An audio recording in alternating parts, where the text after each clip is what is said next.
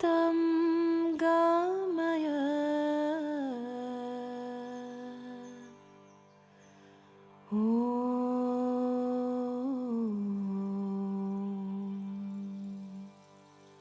Shanti Shanti Shanti.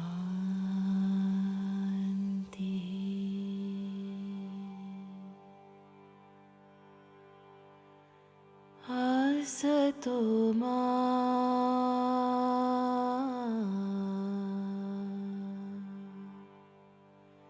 Sadgamaya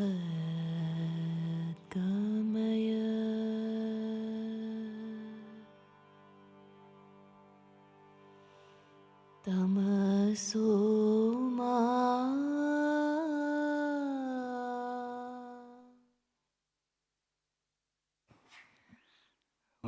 I forgot something. Actually, when Sri Mooji calls you to the microphone, then please first come to any of these side microphones. So not go straight to the stage. Thank you very much.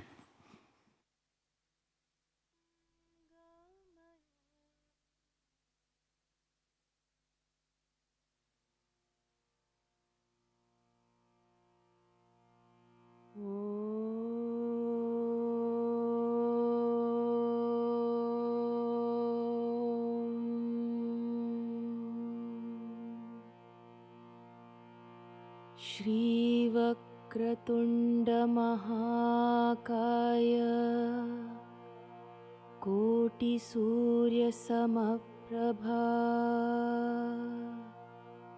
Nirvignam Kuru Me Deva Shubhakaryeshu Sarvada Shri Vakratunda Mahakaya Koti Surya Samaprabha Nirvignam Kuru Me Deva Shubhakaryeshu Sarvada Shri Vakratunda Mahakaya Koti Surya Samaprabha Nirvignam Kuru Me Deva Shubhakaryeshu Sarvada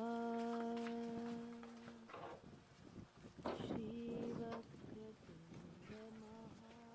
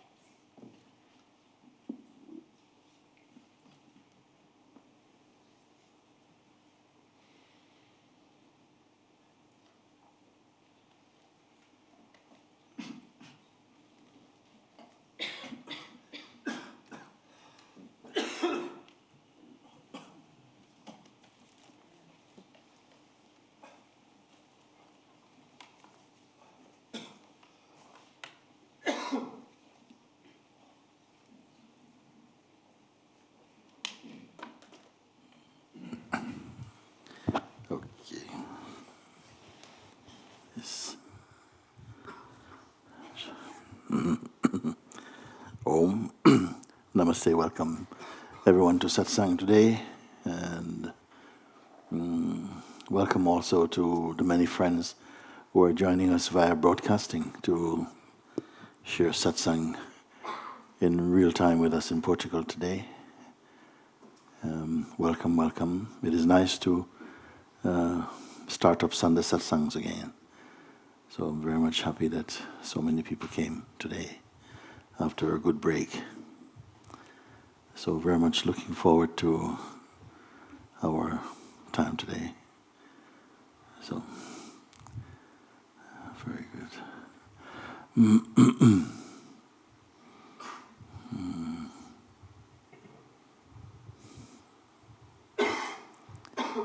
Okay. You want to come? Come. Thank you. May I come close? Okay, yes, come today.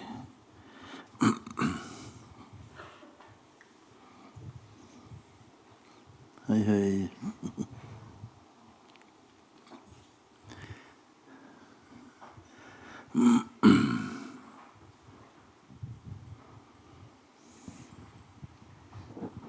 Thank you. Thank you.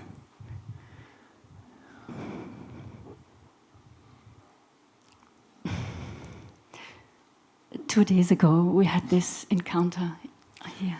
on the Yes, road. we met there, no? Yes. Yeah, yes.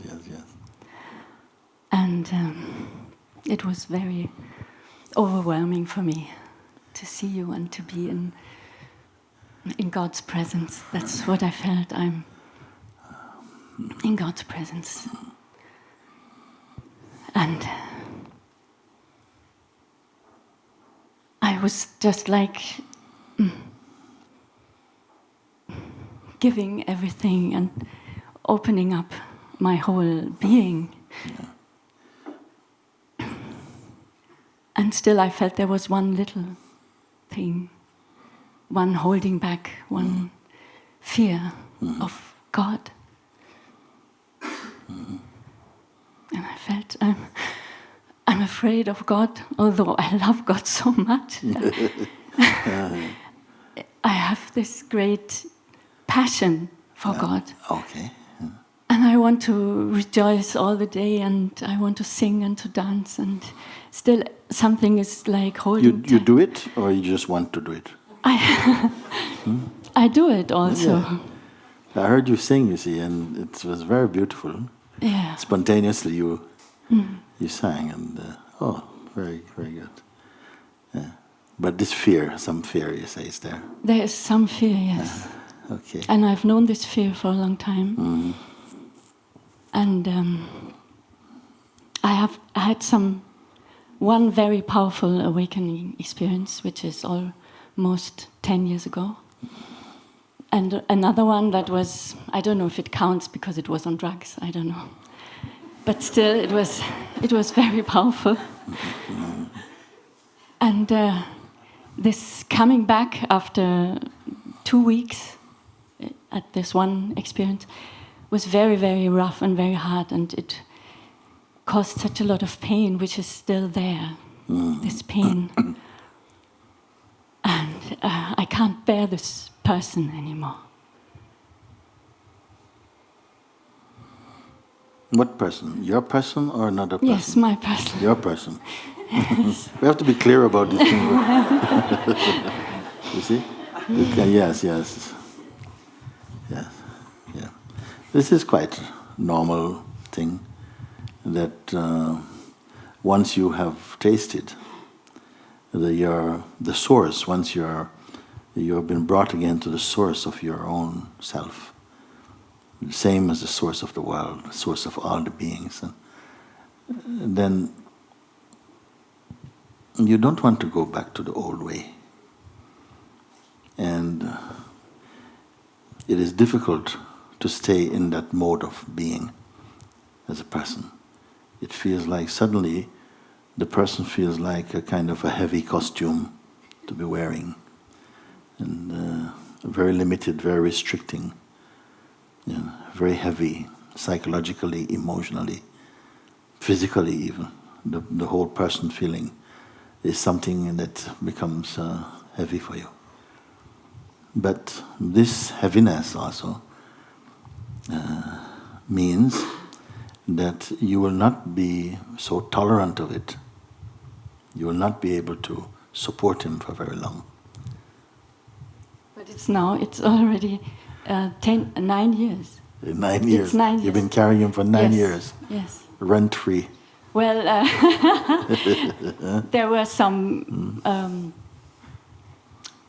I had this vastness for a long time. I was just expanding, but I was, in a way, I was dependent in nature.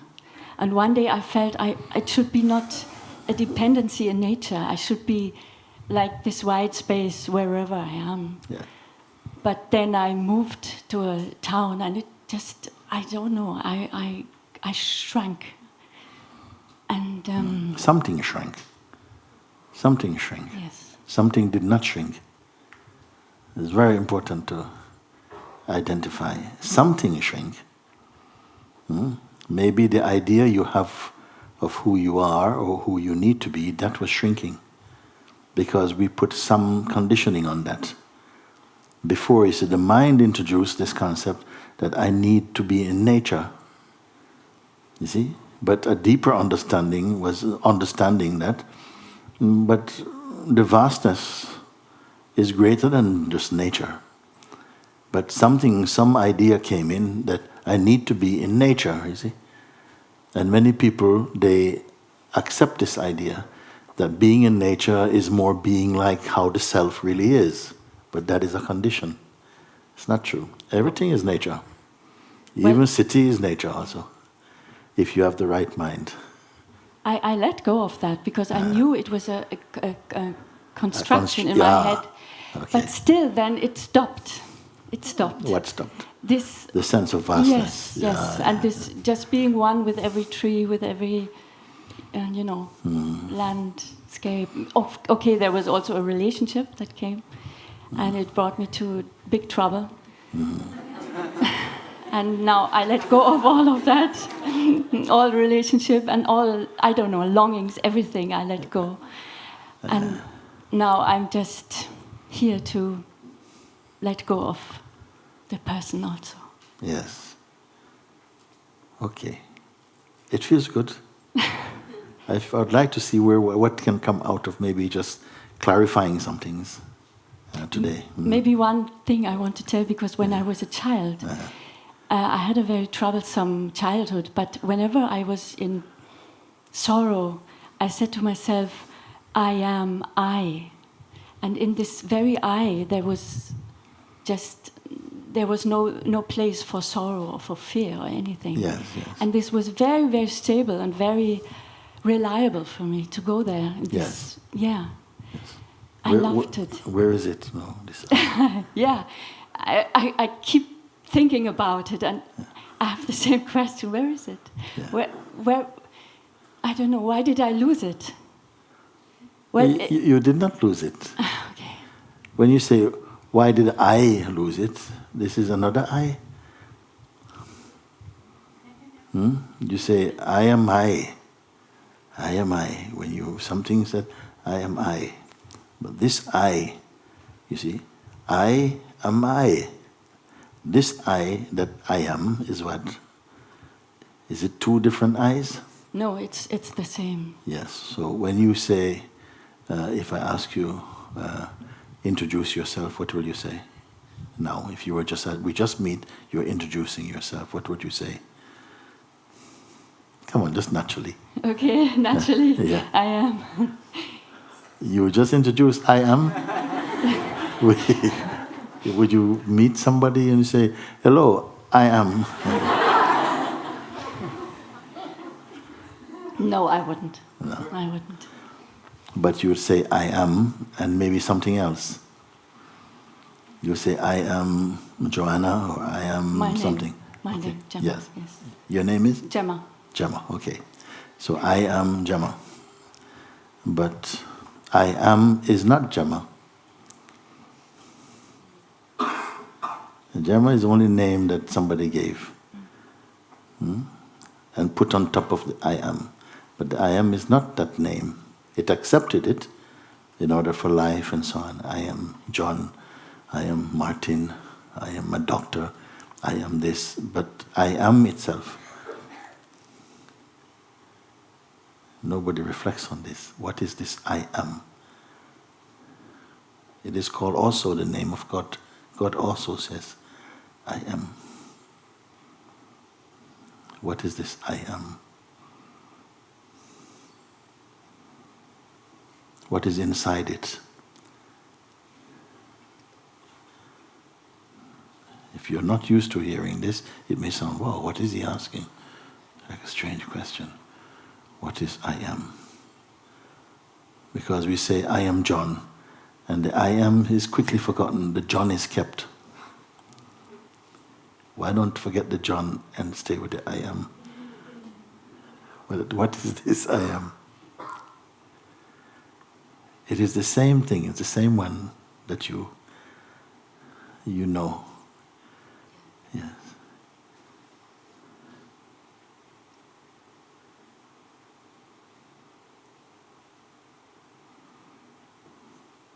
Am means to be.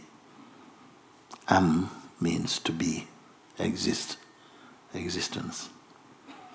I exist. I as what exists? Who is the I that says I am? I exist. What is this I?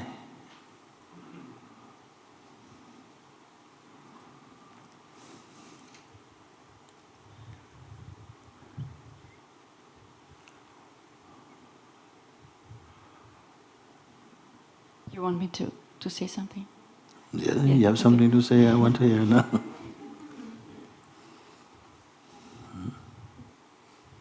It's I just remember the last days I was here.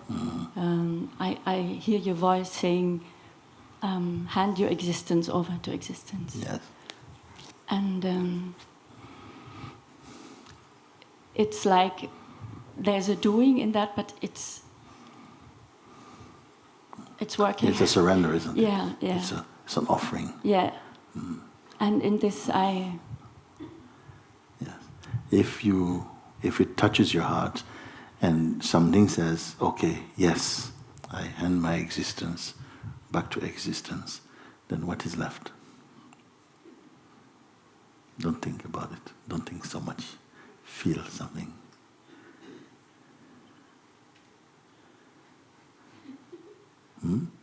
There's something you cannot give.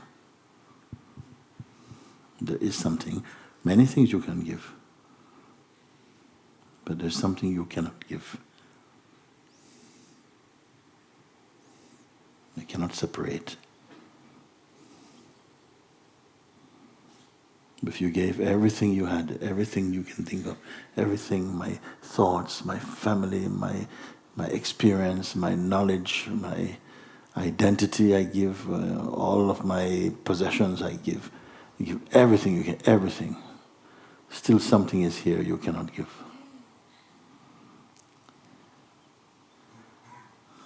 yes. Why?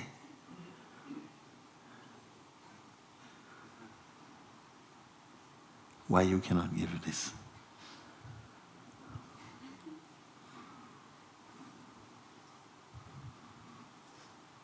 You didn't even receive it.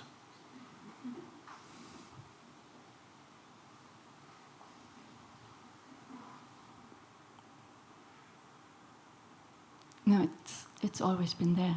Yes.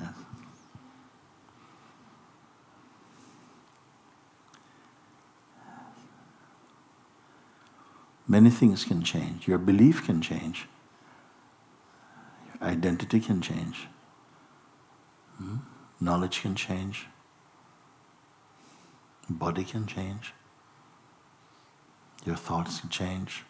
Memories change. Aspiration change. All is change. But something doesn't change.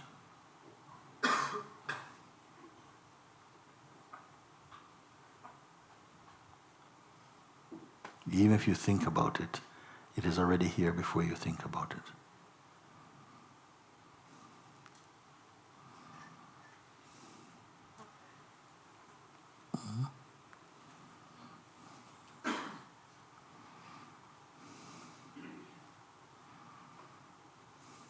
Where is it now?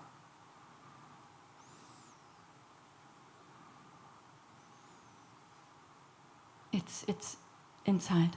Yes. Is it not also outside?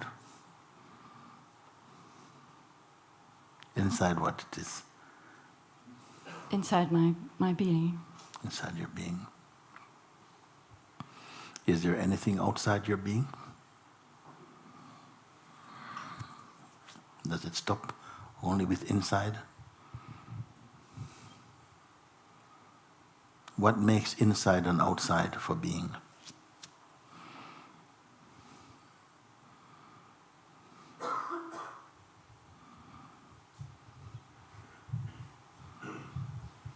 It's some belief, it has to be like that, determination.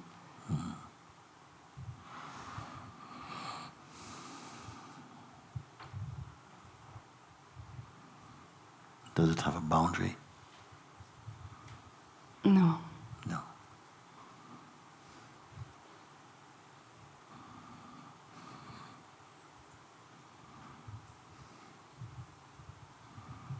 So no distance. No.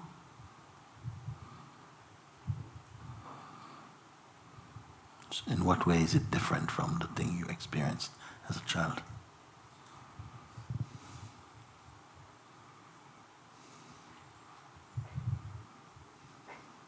Then, when I was a child, it was like I go into it, I creep into it, Yes. I dissolve in it. Yes. And now it's more open. Yes. So if you're going to creep into it, where you creep into it from? If you have to go into it, where are you going from to go into it? If it has no limit.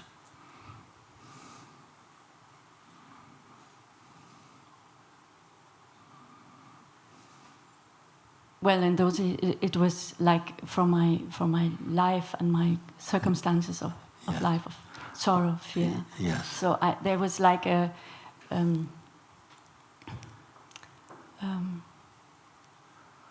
island I could go to and Yes. just be swallowed up. Does it feel like imaginary then? No, not at all. It's imaginary. very real. But then actually, if I remember, there was also an expanding Yes. in it. Yes. Yeah.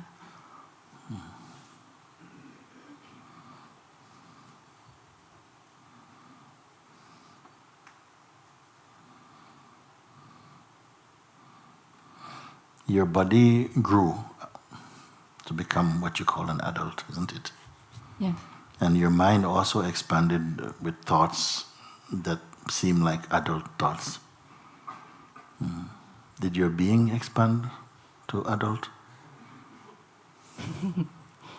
No. No. It was always there. Yeah. And it was very wise. Yes. And now? Yes, it's still there. And it's very wise. Where? There, where?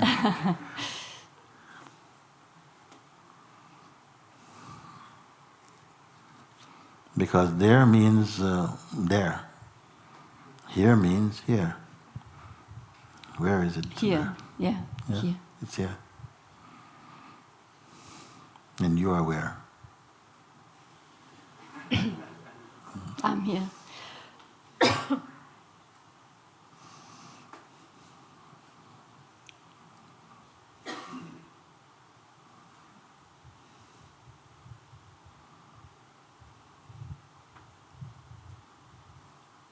But there's still one little, I don't know what it is. It's still there. This little thing.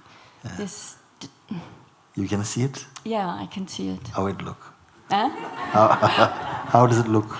It looks like a little demon. A little demon. green, this green color. He's green, also green. Green demon. They're never pink, are they? Okay, green demon is there. What the green demon can do? Nothing. Nothing.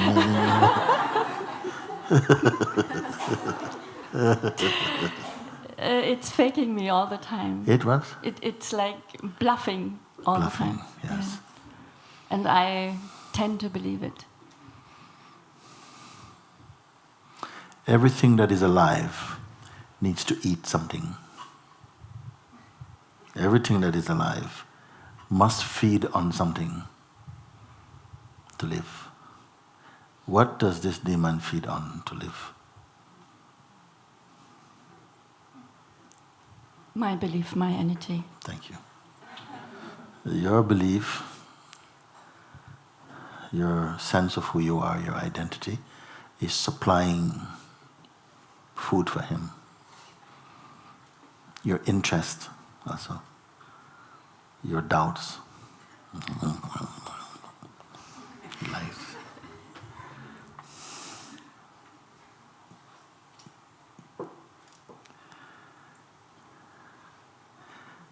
Recently, they even came into my dream and tried to, Strangle you. strangle me and lying on me while I was in sleep, in deep sleep. Right. Is lying on you and strangling you the same as strangling your being? No, because I was praying then. I was praying and I felt my prayer was much more powerful. So through this, I got rid of it. And it was a very important experience to really realize they can't overwhelm me. They can't overpower me. Yes. And why? Why? Because I'm so great. It's true. It's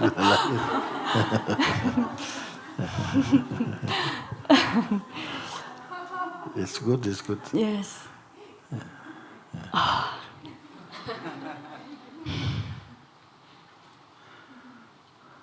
But I put myself so small. How do you do that? How do I do it? It's like this kind of unworthiness, this thing many people have, and it's repeating itself. You know where this comes from? This kind of thing. The only way that these things, you can develop a problem or some trouble is if your thoughts or your little demons can get you to become personal. If you go into being personal, you see, then it has many things to attack. If you become personal, many things, all trouble, all problems are personal.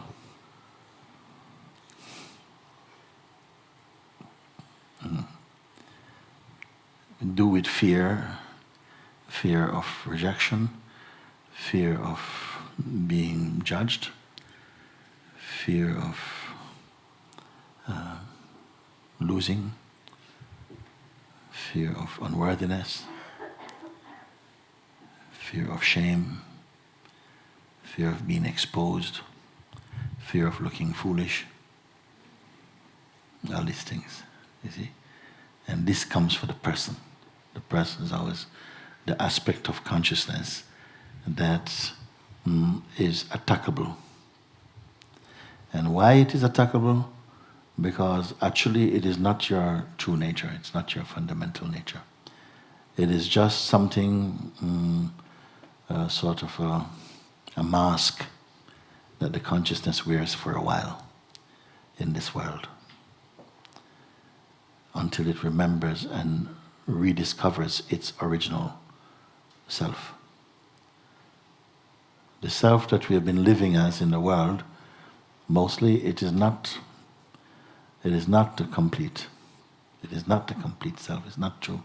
It has a lot of little things, inconsistencies, because it's mixed with the mind, it's mixed with identity, personal identity. And it believes in it.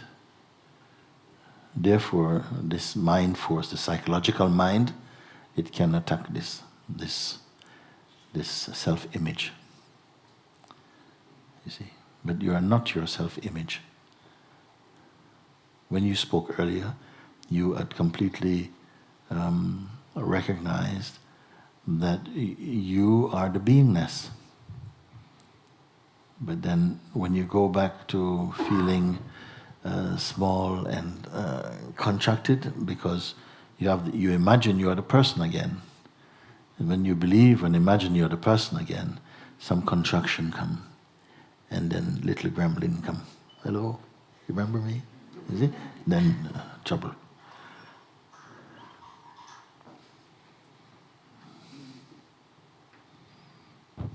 So I just go back to being the being.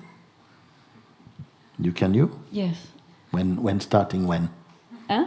Starting from when? From now. Just like this? Yes. Good.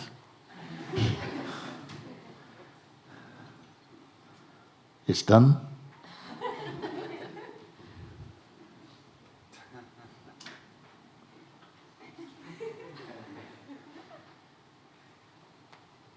My words are very neutral, I ask you.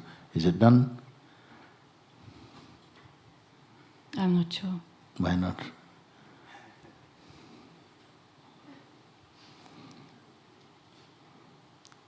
Why not, as you decide, okay, I'm finished with that, I turn away from it. Why should it take, what is it taking time for? If you recognize that the habits, they happen anyway, and even if you say, I'm finished with my mind, the habits may still come, but you're finished with the habits, you're finished feeding the habits. So it's fine. And even if momentarily you're distracted from your place and for a moment you're confused, and then also something will bring you back here, then you are still in your Buddha nature, nothing has happened for a while, and then gradually all that will just go. Do not doubt you can do this, that the moment you recognize, but I am not that, I'm not this person, when I'm the person it's because I go to sleep. Even though I'm waking up, walking about like somebody awake, inside I'm sleeping because I'm dreaming I'm this person again. Would it be that clear for you? Yes. Yes. Mm.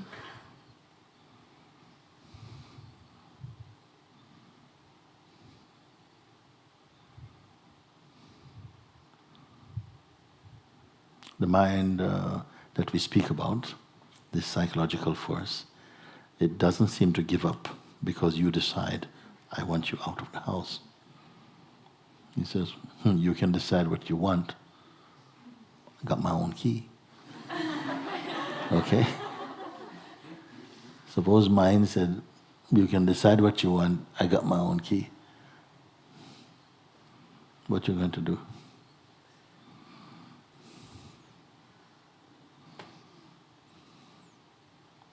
No relationship can happen if you don't want it.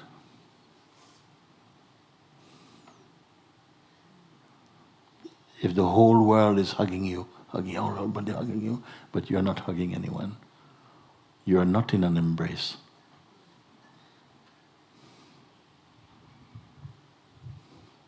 If someone says to you,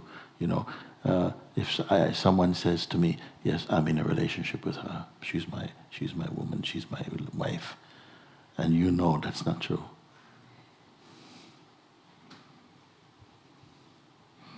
You would just laugh, no? So if mind says, I got my own key, to what? To an empty house.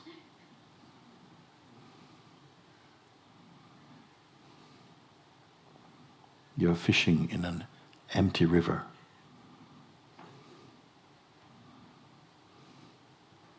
Meaning, there's nothing here for you.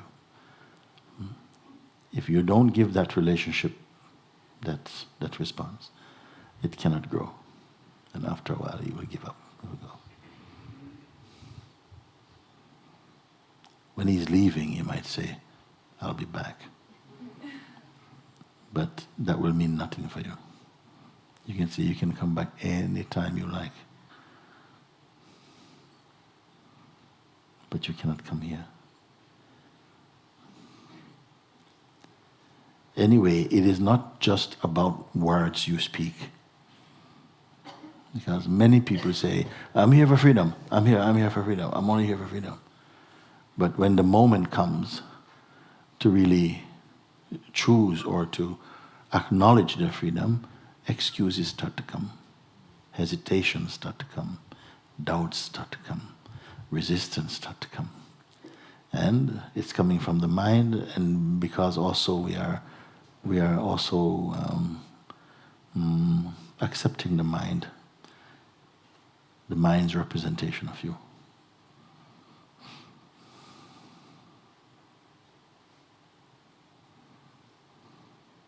I am talking all these things, but actually in the truth, they're not important.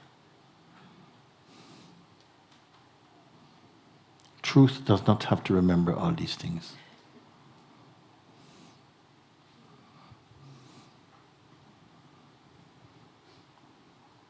Because for truth, the lie does not exist. It's only when you doubt, then the lie exists. The fear exists. The resistance comes. So it has to be a genuine recognition, not just determination, but insight and understanding. And it becomes very easy. Everything becomes very easy. Like I'm here with you, I look at you, I listen to you, you are totally the self. But something is behaving inside and saying, yeah, there is this, and maybe there is that, and so on. But I don't acknowledge that as being significant. And only if you acknowledge that as being significant, then it will appear to become significant. So much is up to you, what you accept or don't accept.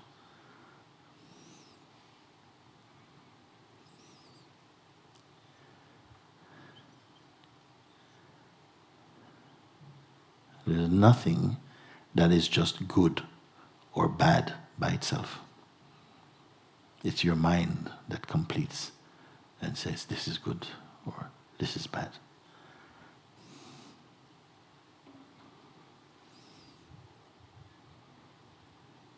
But this is a more subtle thing.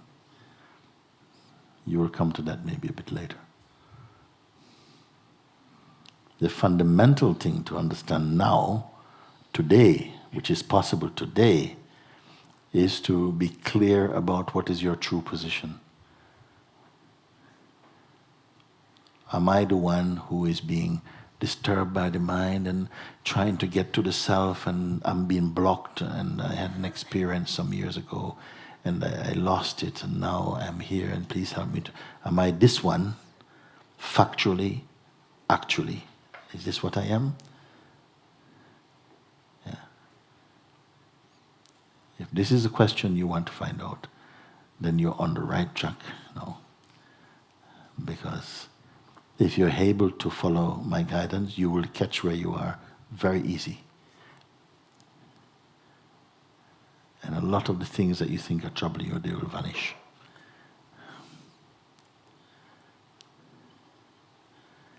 You feel that the things that trouble you are real, but they're only real for you. In the mind of someone else, they're nothing. So who is to determine their reality? You.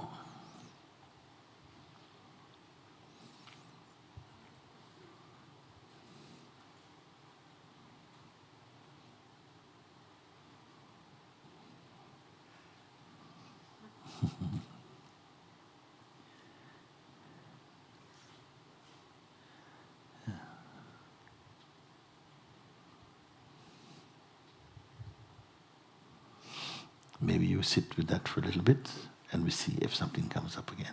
Okay? Okay. Thank you.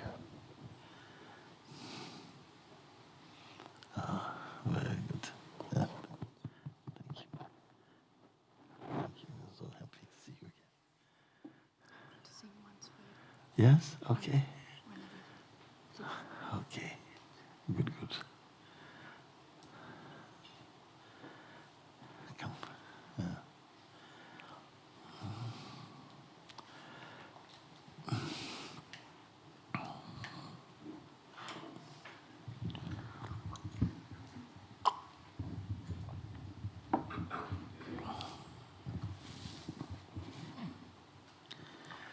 Okay. Thank you for calling me. Thank you. I'm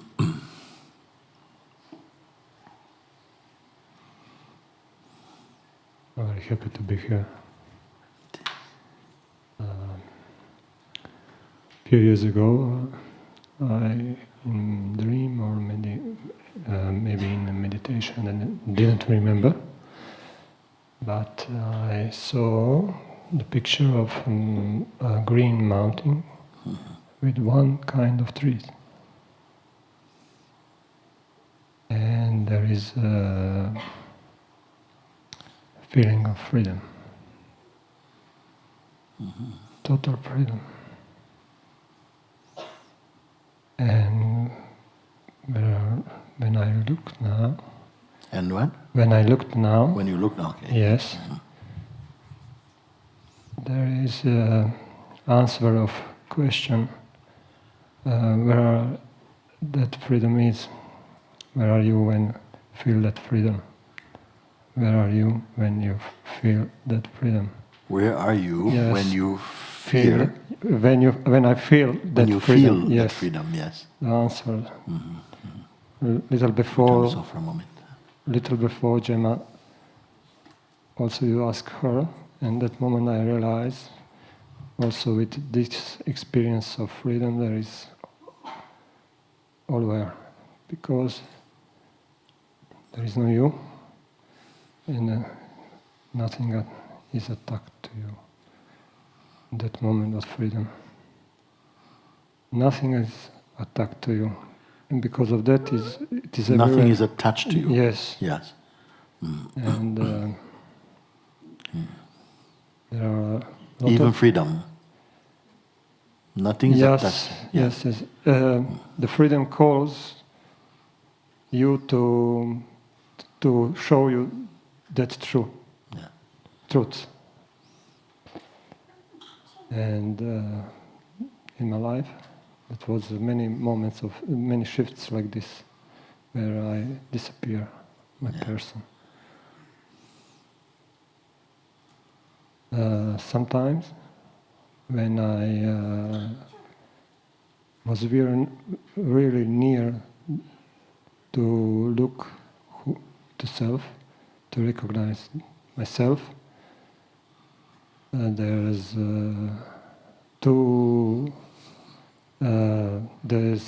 strong fear comes. One time was the fear of death. There I'm buried 20 meters underground, and anybody can help me.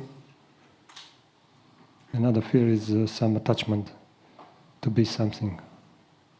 Some attachment to yes, be? to be some. In this moment was my workshop drumming, and what will be about that? Because I very liked that work, drumming. Drumming, yes. Yes, and what will be with you when you realize the self that you don't anymore to go to the workshops and with people drumming. Okay, but we can look at that because you say you had an experience, you had a dream. Inside a dream, you saw a mountain, a green mountain with one type of tree. This mountain. Yes, and then in this vision, you felt total freedom. Yes. And this freedom was boundless, and you were not attached to anything. Yes. Okay? And that, but another time the fear comes. Some fear came, and the fear is the fear of, one fear of death. Yes. That you will be 30 meters under the ground. Yes. And so total you are... silent. Total silent. Total nobody silence. else, everything is dead. Don't anything exists anymore. Nothing exists, but Yes. you are alive. Yes, yes. 30 meters under the Yes. ground, and nobody. Some Yes. people are coming into this sphere as well. Yes. Oh my God. And nobody to call to for help. You are there. Yes. Mind is Yes. found something. Yes. Yes. This one, 30 meters under the ground. You are finished. Yes. Is it? Yes. But yes. you are there, no? Yes. And another fear is coming. You say, I love drumming. Yes. I love giving drumming workshops. Yes. But the fear comes if you awaken to the self, if you recognize and become yourself. Yes. Maybe no drumming more there. No Yes. drumming. Yes. No drumming workshop. No djembe in heaven. Yes. No drumming. So these are typical fears that happen. Whatever it is, you see, what is happening is it's exposing some attachments. And then you have to look at these attachments. You have to determine, you see, that all the things that I'm attached to, are they by themselves or collectively greater than freedom? You see? Yes.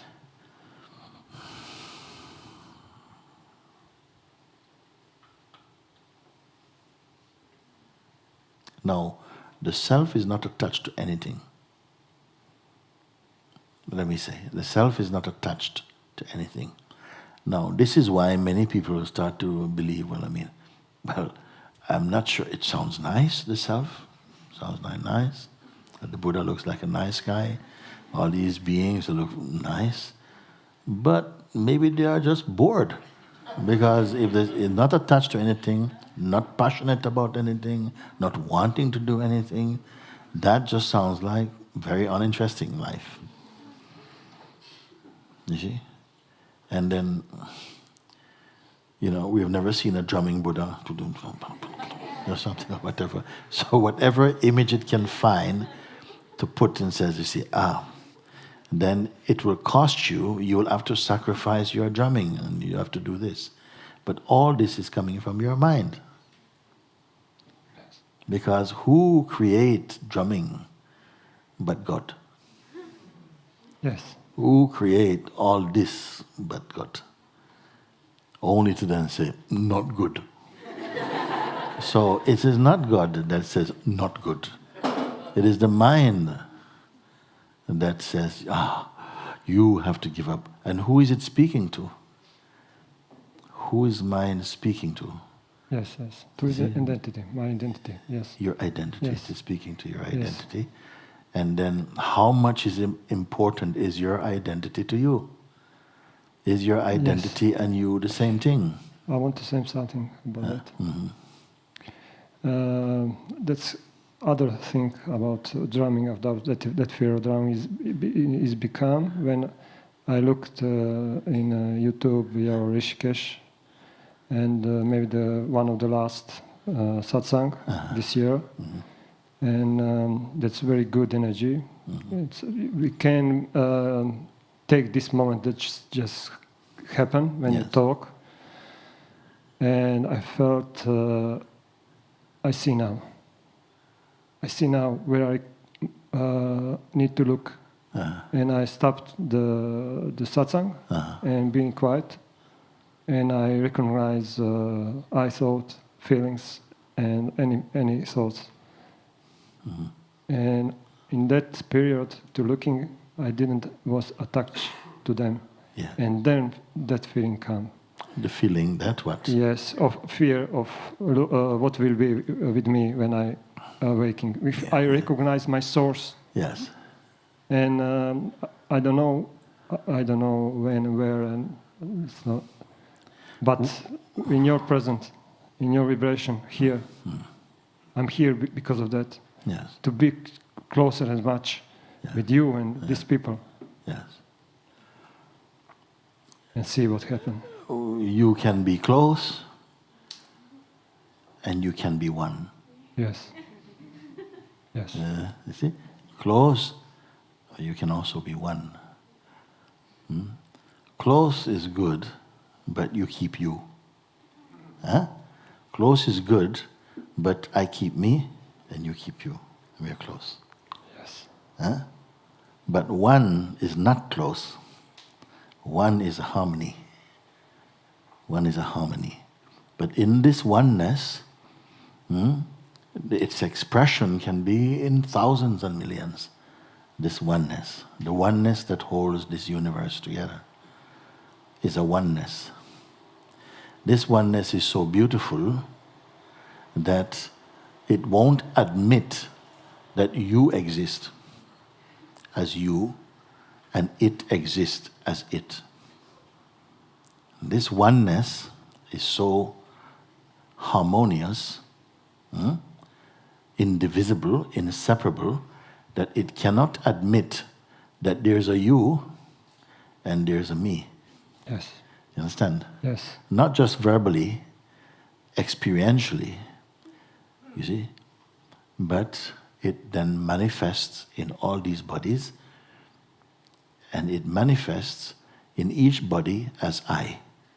In each body it is saying I am, and it's saying I am here. This is the name of consciousness, actually. I am. This is the name. This is everybody's name. Every living being, the name of every living being is I am. Even a mosquito, he knows he exists. It means I exist. Okay? Then, when the belief is there, I am this particular body, then this particular body is given the name John. I am John. I am Martin. I am not John. Whatever like this. So it's important to see this thing. You say, I come, and in the moment when I stopped the video and I contemplated, I saw the fear went. But then it came back again, and it came back in the form, you are not going to be able to hold your workshops, which you enjoy so much. If you come into oneness, you are going to lose this. This comes from your mind. Workshops cannot separate you from the self. So there is no harm there. If you enjoy, then it is the consciousness that is enjoying its own creation. It is not bad. Mind says, oh, you see, it's not part of the self's picture, so it has to go. This is religion. That is different. When religion loses its inner essential focus, it starts to create these perversions. It starts to attack phenomenality and say the phenomenon is what is bad. You see? Rather than the phenomenon is merely the painting of God. They start to say, you must not, you can drive cars, but not trucks. They start to make all these type of things. They sit down in rooms and create these type of ideas, you see, because a truck is a different vibration and a car is another. And all this, we create. But this we who create, actually, is also expressions of consciousness. I don't want to tire you by talking too much about these things, because you will come to know these things automatically. And if we talk too much about these things, you're going to get tired. And in order to be clear in your awakening, you must be fresh somehow. If you're tired, you will not do it. You tend to get a bit, okay, now I think I need to go and rest. So we want to use up the energy in the best way and the quickest way to get the fundamental pointing. And what is the fundamental pointing, rather than just, kind of like spiritual food. I want you to get the fundamental pointing, and then all the other things will just come naturally into harmony by themselves, because they already exist in harmony. It's only the mind is perceiving them as being not in harmony. So let's use the time not to just enjoy this talk, but to actually look Yes. and throw out the imposter Yes. thoughts. Yes. After that experience, I began to stop to go to workshops because of that. What you said now, Yeah. I realize more silent Yes. in my daily life, Yes. and much more easier to be in silent. Yes. And I was 3 months in silence, how I can, because I have job and family and Yeah. wait, okay. I looked and listened, and in July, in one day, I felt so much strong feeling to come here, and something what is looks not so easy to organize. It's not going to organize in 2 days, because I look you 5 years ago and wait for that. I know that not time, and that moment was time, and everything was arranged in one day to come here. Oh, good. Because of that, I stand here. It's that call. It's this must happen. What happened happened, and I want to thank you very much. Yes. To look in that source, to help me to look in the source. We can look for the source, but you cannot find the source outside of you. Yes. You can look. It is the source that creates this attraction, you can say, because the one who looks is phenomenal, but the source is not phenomenal. Let's see if we can use words in the most economic and effective way.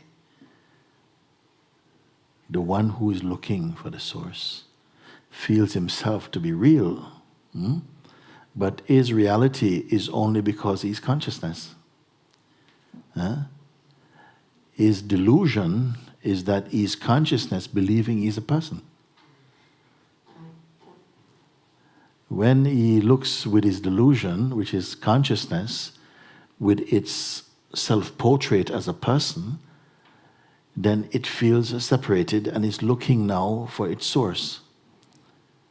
But the one who is looking for the source, actually, has the source in him, actually.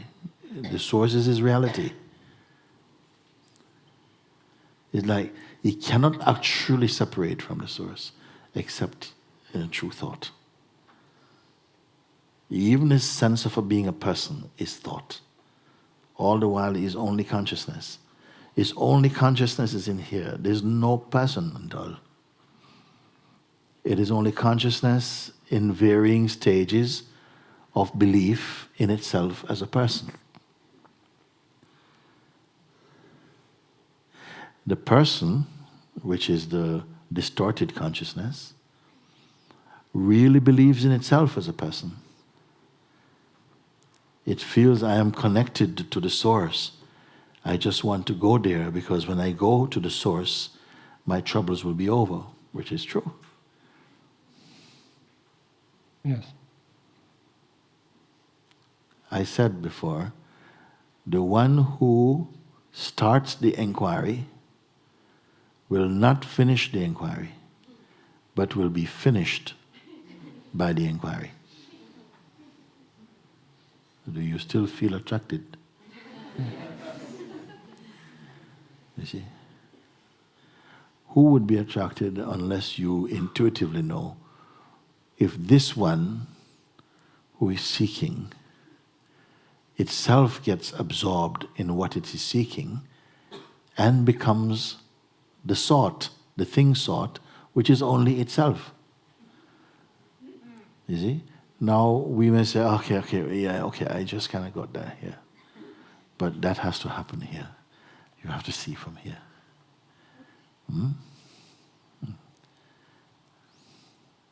And I would prefer if you can see it today and now.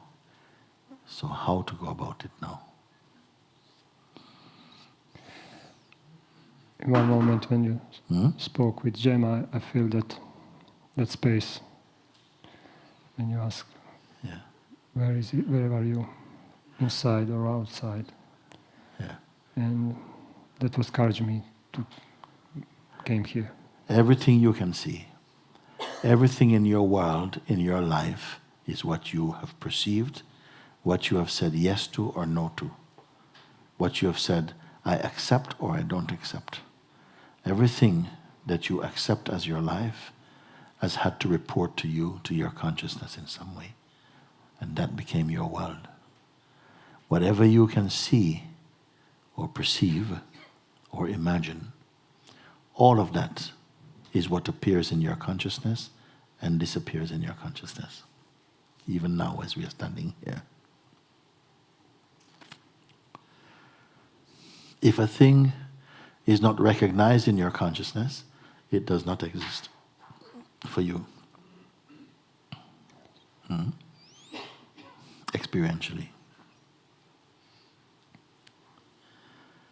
So if you are the one who sees everything that appears in your mind and consciousness, everything that is there, is only there because you say, I see it, you say, this is real, or this is not real.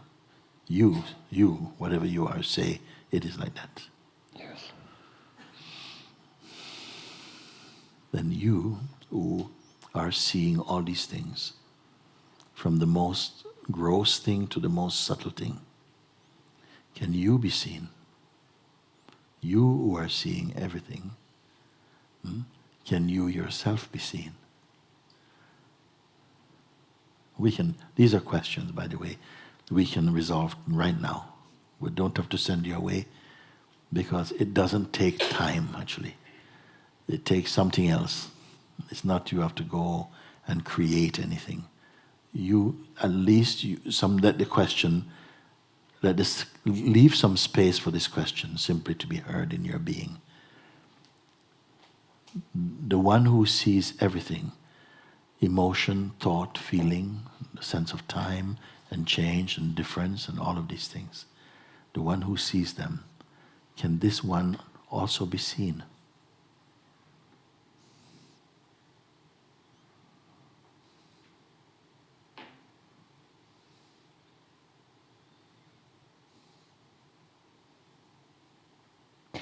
That is the answer. That answer of that question is what I'm looking for all time. But now it is here. Yes.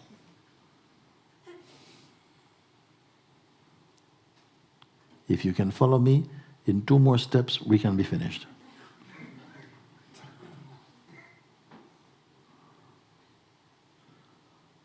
Who is in on this question? Who is here for me? Very good. Okay, so follow. All that arises for you through the mind, through consciousness, is there for you to see. You can say, oh yes, even if it's something from the past, from memory, to describe it is only because you, the perceiver of it, can see it. And you say, yes, that was tall like this, it's wide like this, and it's 1 kilo heavy, and you are seeing that thing. Then it goes out of consciousness, then maybe something else is seen, and so on. You are the perceiver of your life in terms of the present and the past. And even your thoughts about the future is only because you perceive them like this. So you, the perceiver of them, can you also be perceived? They are objects of perception. You are the subject of the perceiving. You follow? You are the one perceiving. Can the subject perceiver, the one who is perceiving, can this one be perceived? It is not merely a mental question. It is the most powerful introspection. Yes. In my life, I have first perfume of that source, that answer. What is happening then? Because everything stops. Everything stops. Yes, everything stops. When I said everything stops, I mean inside you, something is stop moving. Yeah. And everything out. You look that the reason moving. for this is that your attention was always going out, out, out, looking out, out, out, out, out. But this question, because every question has been an objective question, so an objective question will only be satisfied by an objective answer, for largely. But this is a subjective question. It's not asking about what you see. It's asking you, who is the one who sees? Can the one who sees them, can it be seen? So then the attention turns around. When the attention turns around, everything that it used to look at stops, meaning that I am not engaged with that anymore. That's finished. Now I'm looking for the source, you see? Or just looking for the source. Can the source be seen? That which perceives everything else. Can it be perceived? Now you must be fully. Naturally, there's a concentration of energy. And this energy is turned towards some concept of source. Is anything seen? Can the seer be seen? This is one of the most powerful questions a human being can ask. To find out what you are, not just as a thought or a theory, but as direct experience. And I want to hear from somebody. You say, I am seeing all of this. Every time you talk, it's based upon what you perceive, what you believe, what you project, what you assume, what you presume. Now you who are behind all of this, can you be identified? Can you be seen? What are you finding in the light of this question? Who are you?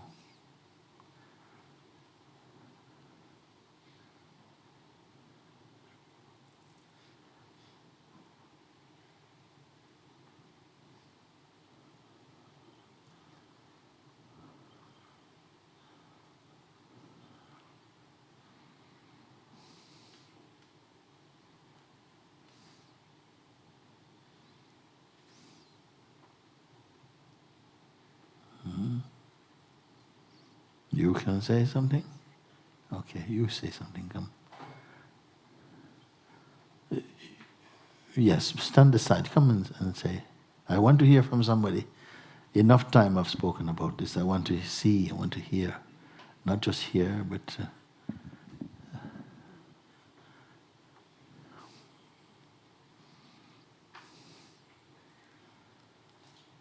Is it not seen by reflection? Only by reflection. Is it not seen by reflection? But reflection is also seen. No, I mean, like you see it in us. Uh-huh. Like you see it in us. Uh-huh. In that way, can I perceive it in everything?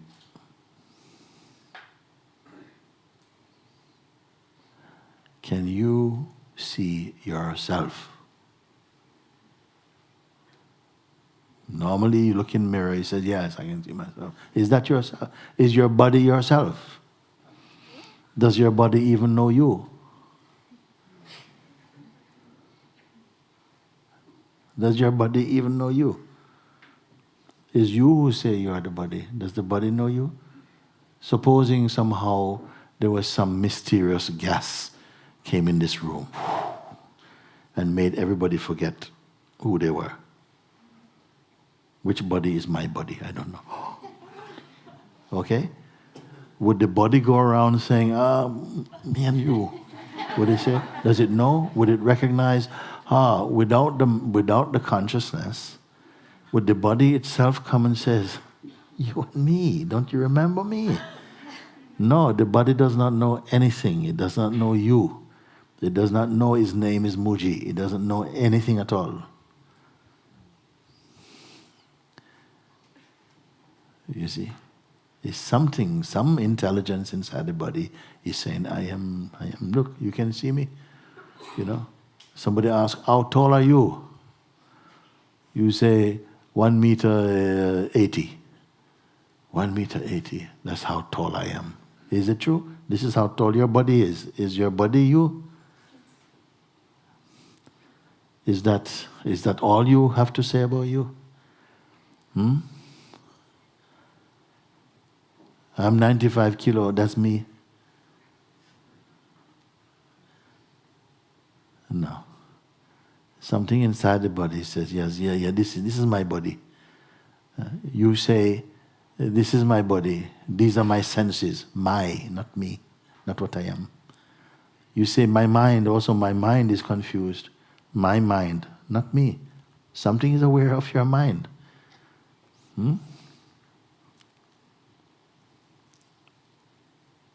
My belief. Your belief is not you. My belief, I used to believe this, now I believe this. Belief change, not you. Who are you?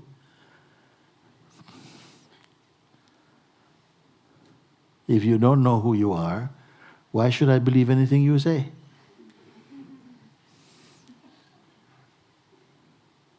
You are convinced about a lot of things, but about yourself you're not sure.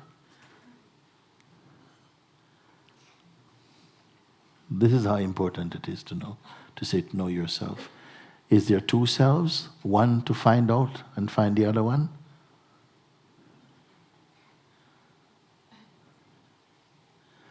So these subtleties have troubled humanity for thousands of years. We have not solved it. We have solved amazing things. We've gone to the moon, they say, and all different things. But this seeming riddle, who am I exactly? I even feel I know about you, but about me I don't know.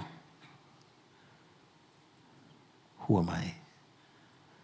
Is it only my education and conditioning and belief and identity? Is that the totality of who you are? Isn't there something that is aware of all of these things and is not affected by these things? Or even this you don't know? So I take it you're here to find out. But this finding out is like any other finding out. Every other finding is something objective, meaning that you can lose it. But this finding out, I want to see if it can be lost, or it has ever been lost, or if it is hidden, or if it is just believed to be hidden. We have to find it out. Do you have the urge for this? Because I won't do your work for you. You must have some urge. The ones who found it, they had some urge. They say, I don't know anything, I'm completely mystified. Can you help me to look? And they look. And they didn't give up. Others, they look and they go, it's too much, I can't cope. So you must demonstrate the urge to find out. Like, this is the most important thing I need to find out right now.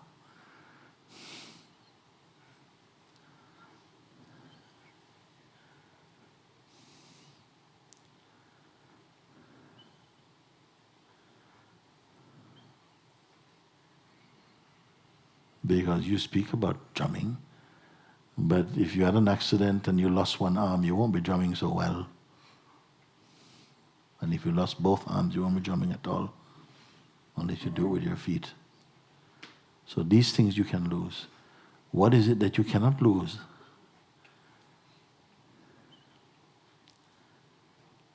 We have to find.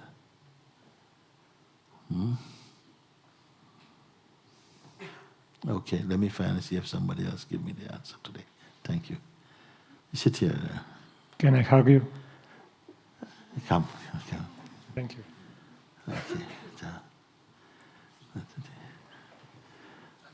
Very good.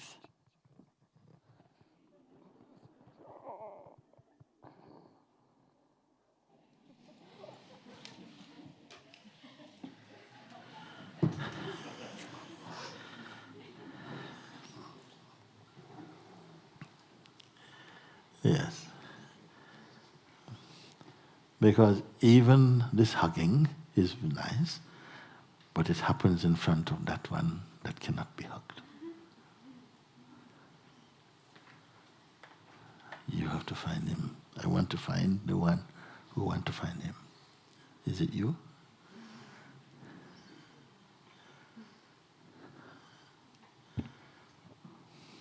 I just wanted to check with you, because when there's this question, can the seer be seen? There's like this space, and there's the perceiving of this space that I see that it is not ending. And when I ask the question if it can be seen, like it's clear that it cannot be seen, because it's seeing everything, and it's just like it's not an object to be seen. The thing is that there's a point where it seems that there's still a kind of a claiming of an I that is seeing or something like this. But and I that is wanted to also clear seen. this with you. That is also seen.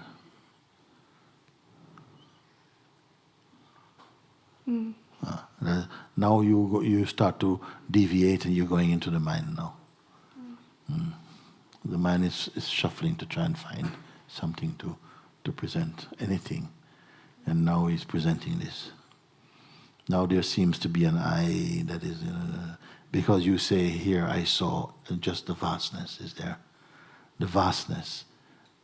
Is the vastness greater than the perceiver of the vastness? Of course it is not. Because without the perceiver, the vastness is not there. Who is there? Who is there to perceive vastness if the perceiver is not there? Then now you say, yes, but then now there seems to be an I coming. That's also perceived. That's a small fish. Why don't throw him out? Why he's coming? Oh, now this is one. I want to know now. No, don't leave your position. This is just a small fish, not even fish. Prawn.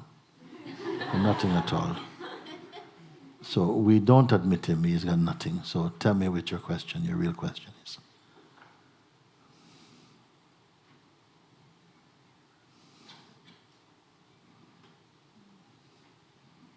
The vastness you see, and the vastness also in some way disappears from your perception. You're not conscious of it. What is left? You survived the vastness. You witnessed the vastness. You are here. You are what? Because until you know, you're going to keep on picking up some other thing and say, what about this thing? And what about that thing? And I said, but why is it taking you already 1 year or something to find this question? Some people have been here 2-3 years, they still don't give me an adequate response to this. What you're doing with your time?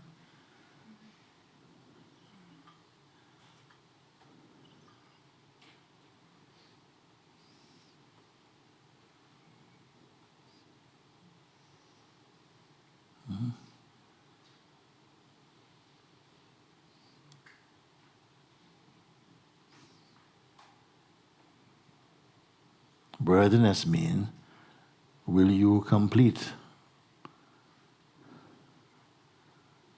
Will you complete this guidance? Or will you still, be counting prawns? Will you complete the guidance? And when? Then do it now. I don't see any obstacles. That should require time.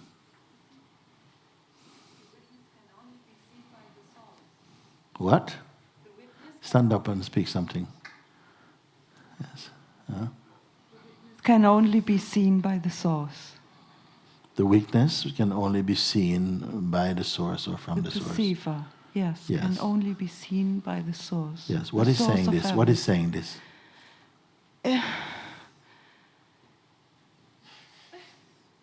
I don't know what is saying this. It is clear. And you are what? Or you are where then? Make it easy for you. I'm there. Where? I'm this.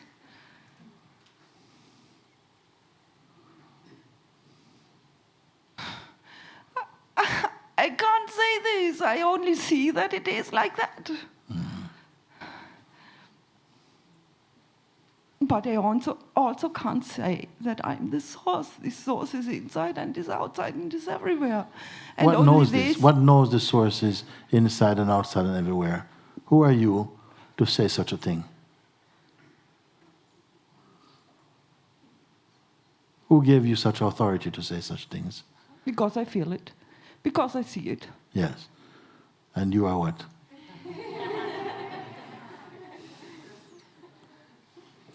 It's not an exam, but there is something that is there and it is still persisting.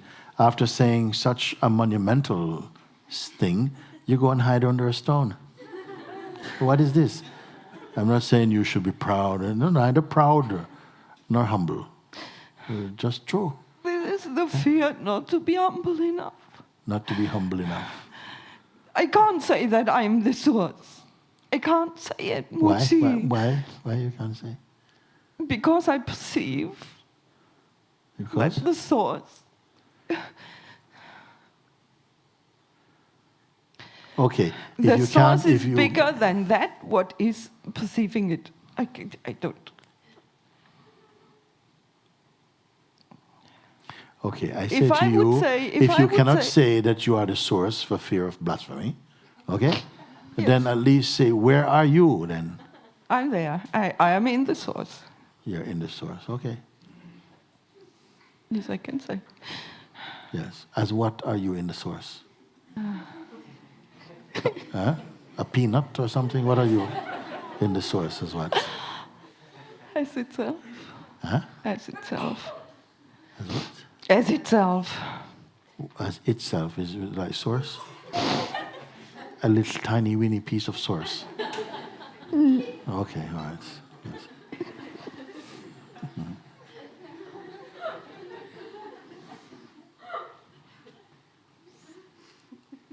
And you are what though? It's quickly filling up. More and more little pieces are going there.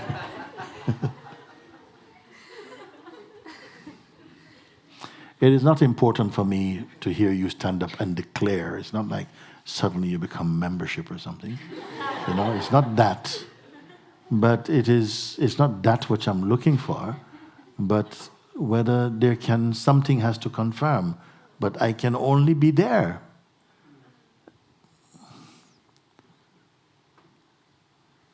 I have not found another place to be. In the light of this question.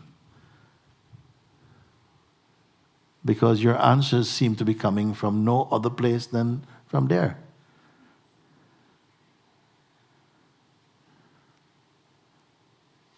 Are your answers greater than you? At least you must be the same as you.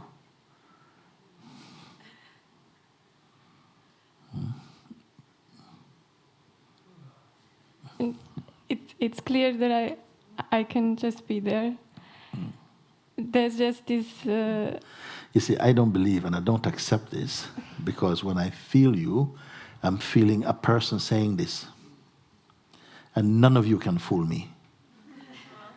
None of you can fool me.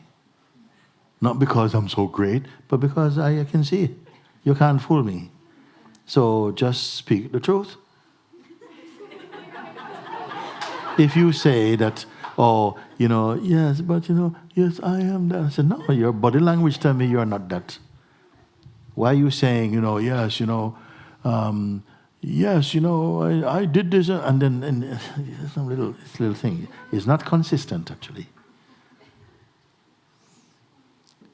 Because you still wear the psychic smell of a person. I'm not telling you, oh, try to get rid of that smell.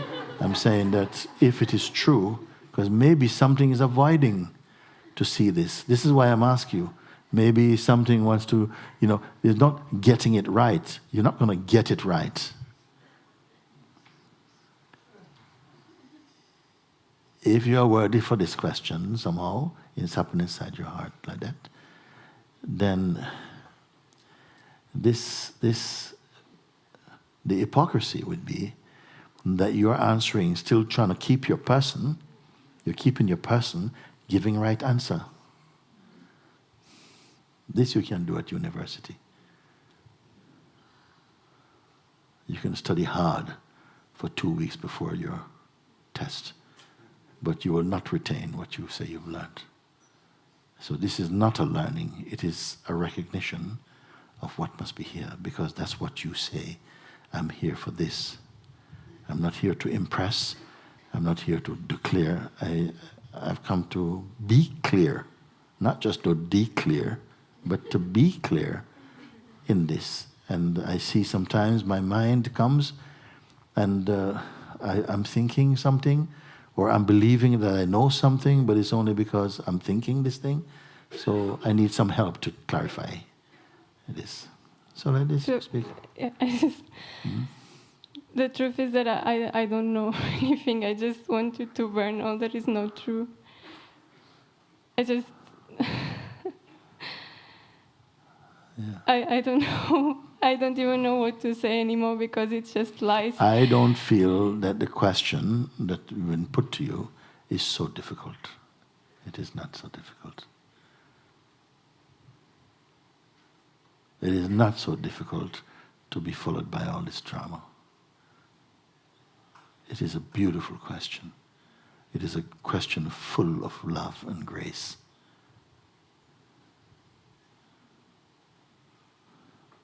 Because I'm not asking you merely just to believe. I'm saying, look, the power is with you to look.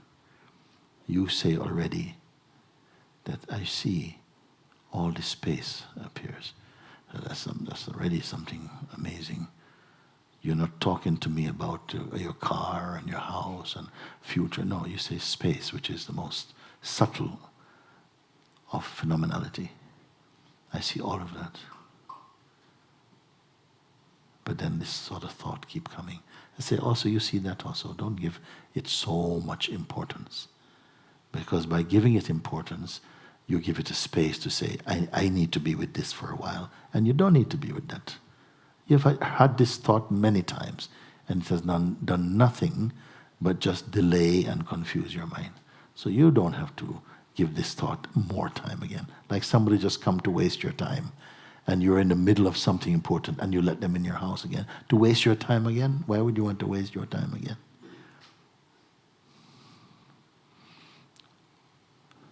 And the reason why I'm pushing, because so many people come to here, and what do? You start to back down.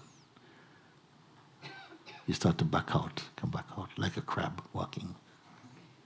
Why is it? Because some fear comes, and the fear is why? Because you're trying to preserve your person. Big mistake.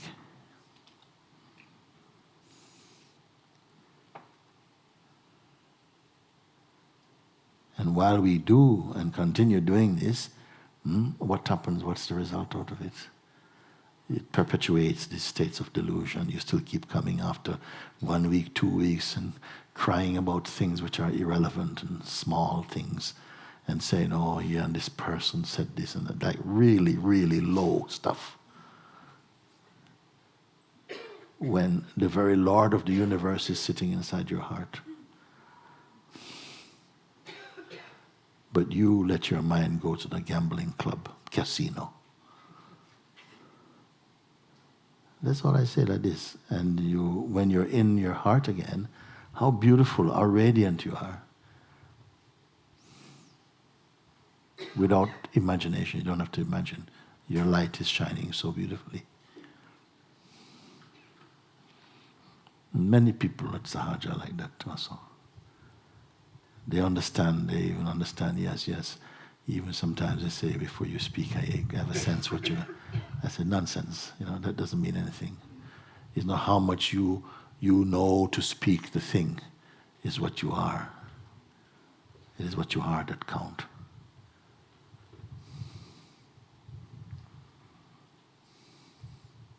just for some time I thought it was clear, but I just recognized that it's not, and somehow I just want to put this at your feet, this tendency of just perpetuating this identity. You all make it seem so. You put many people off, all of you, making everything seem so complex and so far away and so, if you who are here for over a year or 2 years or 3 years, talk like this, what chance do people coming for the first time say, my God, they've been here for 4 years and they're still bewildered about it? Then I've only got 1 year, I only got 2 months, what can I do? Why wouldn't they speak like this? And the question is being presented to you just to sit and follow. Sit there by yourself and follow. What is there? What can you be? Don't hold on to any self-image. Don't hold on for any notion from the past. Just look. Who are you and what can you be? Yeah. I didn't tell you to go away and invent your own question. You're given the perfect question. Others have used this question to discover their Buddha nature. Yeah? And the same question is given to you, and you come excuse.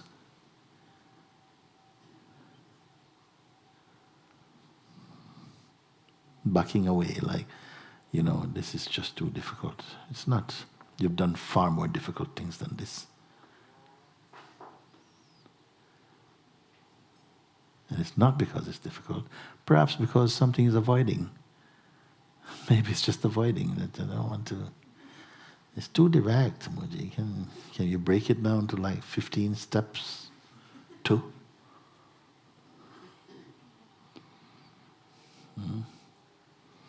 Okay, let's leave it for now, because I don't think we're getting anywhere. Somebody come and I want to talk to. You come and talk to me something. Yeah, come. Okay, good.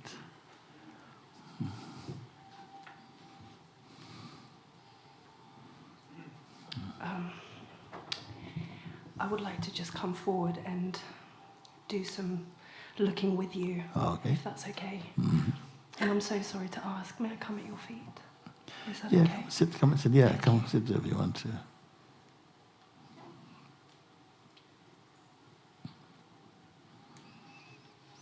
Very good.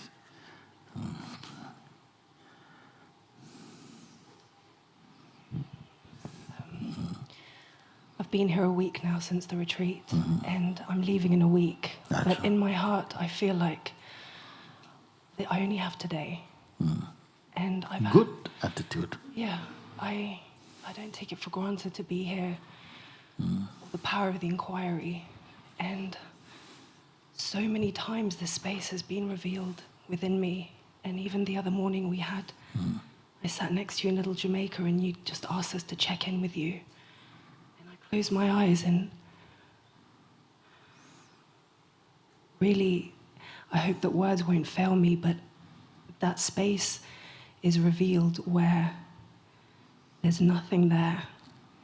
And if something arises, if it's a thought or a desire, or if it's more subtle, like a feeling of devotion, like love, even that is observed. And I've come to, or something has come into that total recognition of that space, where I've asked the question, can the seer of this be seen? And the question itself creates duality. Like that question does not belong. So say it again. I've come into that space with your guidance and on many other occasions in Sahaja, where there has been total emptiness, where there's been nothing there. And then the question arises, can the seer of this be seen? And the question itself creates the duality. Like that question does not belong in the space that's been revealed to me. Like that question is redundant. Can the seer of this this emptiness? Yes. Yeah. Can the seer be perceived? Yes. For me, in this space that's been revealed. Yes. It doesn't belong there. Like that question is redundant. It's as if that I've come to the very. I don't want words to fail me, but it's as if I've come to the very edge of understanding that anything that arises, even this question, can be perceived and therefore is not.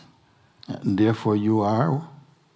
The space itself, it feels, and this is what I mean by I don't want words to fail me, because it's not just semantics, it's okay, I'm listening. Yeah. It's just a great feeling of absolute space. Yes. And anything that arises, many things arise in the space. Including your sense of being? Including my sense of being. You're going to be able to relate to beings and say, hi, Patricia, how are you? And hello, so-and-so. And all of that will continue or not? I have to be honest, and this is why I wanted to come, when this space has been revealed, or when I have sat intensely, or there's been that, it's generally happened a lot when I'm not in communication with anyone. And I feel it intensely when I'm alone. Yes. What happens? Is life going to separate you from communication with other beings? Is life going to say, oh, you are an exception, I'll take you out in a place that you don't have to engage with other beings, so you can only feel this and you will not be disturbed. You who will not be disturbed?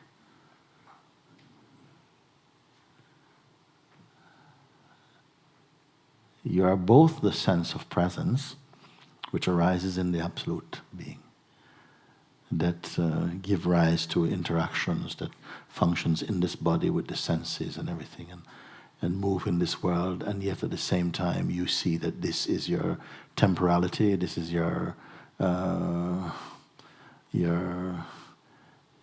impermanent expression, you can say, that arises out of the ever-permanent self. It is not a sterile being, this sterile self. It is the source of everything that manifests, including the sense of the knower of it, or intelligence, or everything arises from it. So when you can perceive through the senses, interact with the other beings, yet at the same time you are never feeling separate from your unity as being, that is called Sahaja Samadhi, means the natural state of being. Not that you have to be so isolated and nothing interferes so you can have that, because that would also be a condition. It has to be that even in the field of apparent multiplicity, that unity, that oneness, is the source of all that. That in the play of the many is always the one, pervading all of that. You're able to perceive on different levels, you can say, of being, but the self is not a level. Otherwise, it can seem like, no, there's nothing, there is absolutely nothing. There's no houses, there's no trees, but the very fact that you deny them means they are there. Because here there's nothing, there's no people, there's no time, which means that there is time and there's people, because you perceive them. To deny their existence is to in some way validate their existence to you. It is all the one, in its dynamic expression and in its non-dynamic being, you can say, if you want to use this word. I mean, I would have to say that I do completely understand that. I mean, there's no part of me that believes that if I just sit alone, then I can just be that. But that space that has been revealed within those moments that I'm doing the inquiry alone and quite intensely has given rise to when I am, because I'm doing karma yoga, when I am interacting or having to do work. As I said, like last time I spoke, thoughts and conditioned responses, they are coming up. You know why? Because in the experience of the total oneness of all of that, you were still there as a seed of duality. That then say, yes, but when I have to do something, and then you, in that place is when you have to do nothing, but there's still you. And this you, it is holding a sense of separation, a separateness. This you, why not this you and that is the same thing? It is the same thing. From the vastness, all this is coming. From the vastness is coming. It has no eyes, yet it's seen through all these eyes. It creates eyes. It has no senses, but it uses all these senses. Everything it is there. All these uncountable beings form one body for itself. It is not something that you can deduce only intellectually, of course, and there's no need to push that. Just you keep being here and don't create any kind of absurdity or any abstraction such as, or any condition such as, only when I'm absolutely alone in my inquiry am I able to simply see that there's nothing, but you are there in a seed of separateness, having this unique experience. But when I have to go to work, alas, I am pushed again into the field of multiplicity and I lose my unity. These are all thoughts, nothing at all. It's only thoughts. It's all thoughts. Don't believe in thoughts too strongly. Don't believe in thoughts too strongly. There's the story one time, they say, there was, in those days, there used to be people who would travel around in the same country like India, and they were good, skilled at arguments, and they would take on different people, learned scholars and apparent sages and these people, and they would debate. They would debate, and they would win this debate. And if I win the debate with you, then I win, all your devotees must follow me from now. And they went around the country, and they had debates with different scholars and gurus and so on. And if they win, then I say, all your devotees join me. And they move like this, In fact, I think it still happens someplace. And I see like this. So one was a very, very, very, very skilled debater like that, and would travel and defeat the pundits from different religions, different groups like that. Big following. So it said that he came to Gautama Buddha. And he said, I come to challenge you. But if I beat you, all your devotees must follow me. You see, if I beat you in my debate with you, I will win all your devotees. So, when you want to get started, I'm ready, he says. Then the Buddha said, I want to ask you one question, you see. With all these debates that you have won, did you win the truth? Did you discover the truth? Did they bring you to the truth? So he had to admit, no, they didn't bring me to the truth, if I'm honest. No? He said, you have to be honest, did they bring you to the truth? He said, no, I didn't bring you to the truth. Then he says, well, all your debates, then they are not of any value. They're only phenomenal. You're just clever at this, and other people are not as quick as you.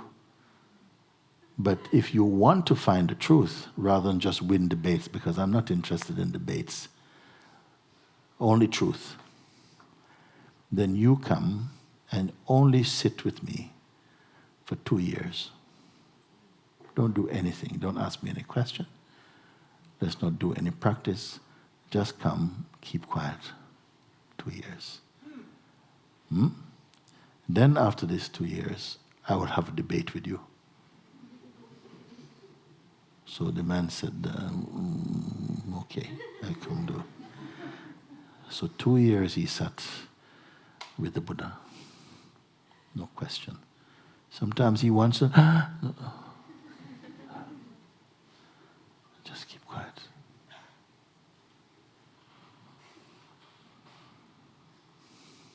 After 2 years, his mind is so quiet. He doesn't care about any debate. He doesn't care about any victory, about his following, all his followers, okay?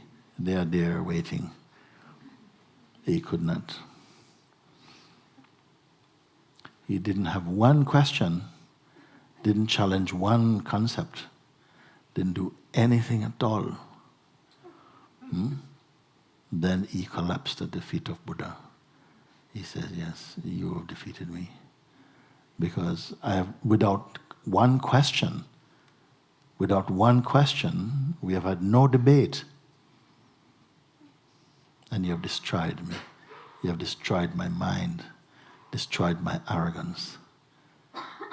You destroyed my arrogance and gave me freedom. Not even debate I had with you.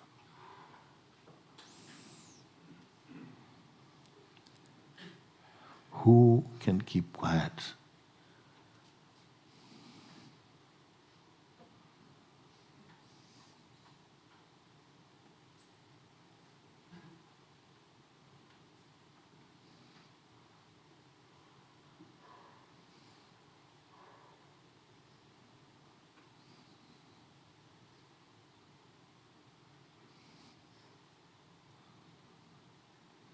Even if the mind is scratching about, it doesn't mean you're not quiet.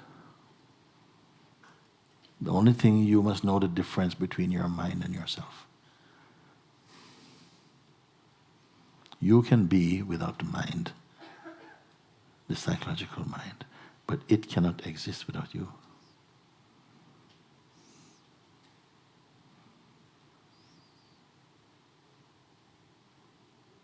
When you discovered this great space,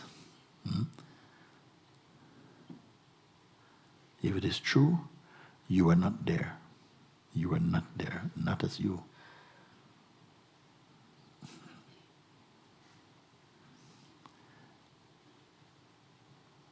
So when work began for this body, it was only doing what it is destined to do.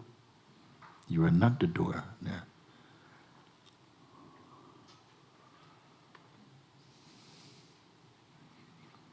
So nothing to lose and nothing to gain.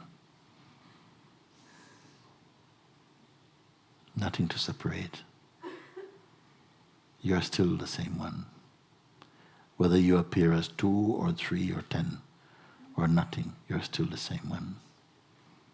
This you must know.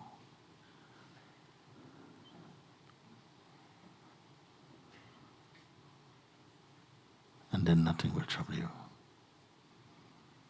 Because even if you have to work on the street with one of these big, automatic hammers, inside you're in total serenity. Nothing will trouble you. You'll be more peaceful than the one who is sitting on top of a mountain in the middle of the city. Because you're without identity.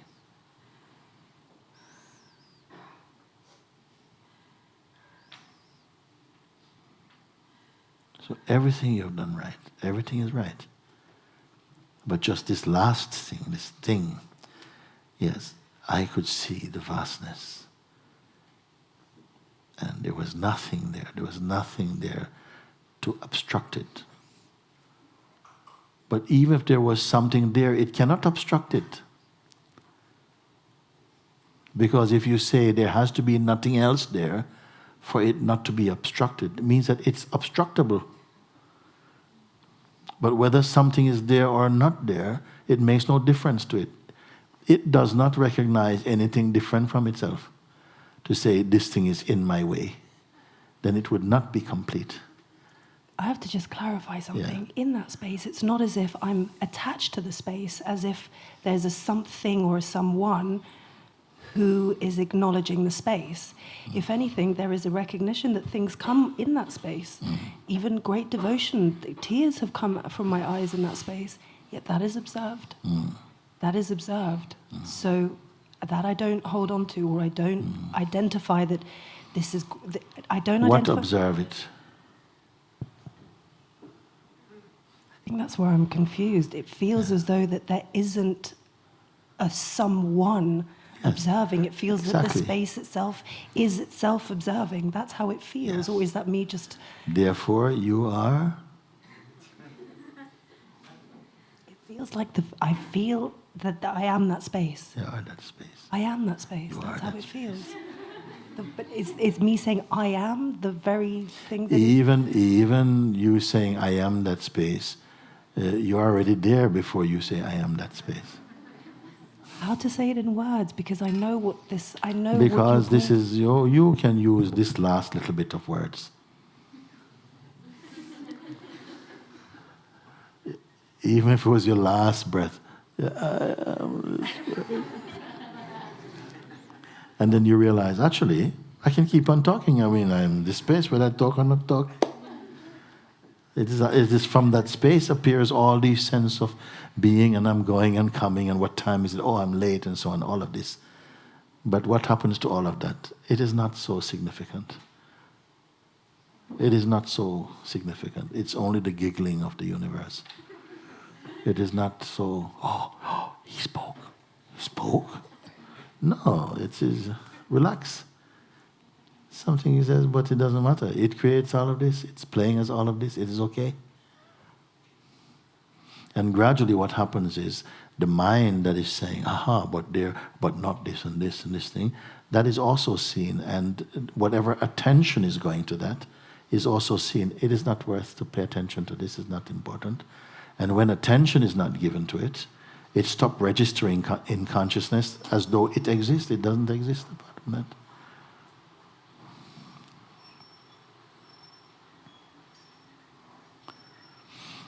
It's not because a thing is perceived, meaning it is existing. Because from you wake up and your eyes open, your senses open, perceiving is going on. But you're not keeping a record of everything you see. So the physical perceiving of something does not amount to the registration of that something. Until the mind says, that is important, save. It is just, it's not a collection, thankfully. If you don't feel you create a relationship with it, which makes it into a duality very strongly, which does not contribute anything greatly to it, because you can still see this with incredible detail and attention, and turn away from it, and it doesn't leave any photograph in you. You see? Until the mind says, oh, but this thing was the most beautiful thing, and I must remember and take a photo or paint it. Then you strengthen and create a sense of relationship with that thing. And then that plays some role inside the beingness, so to speak. Not even that is so significant. Can I clarify one last point?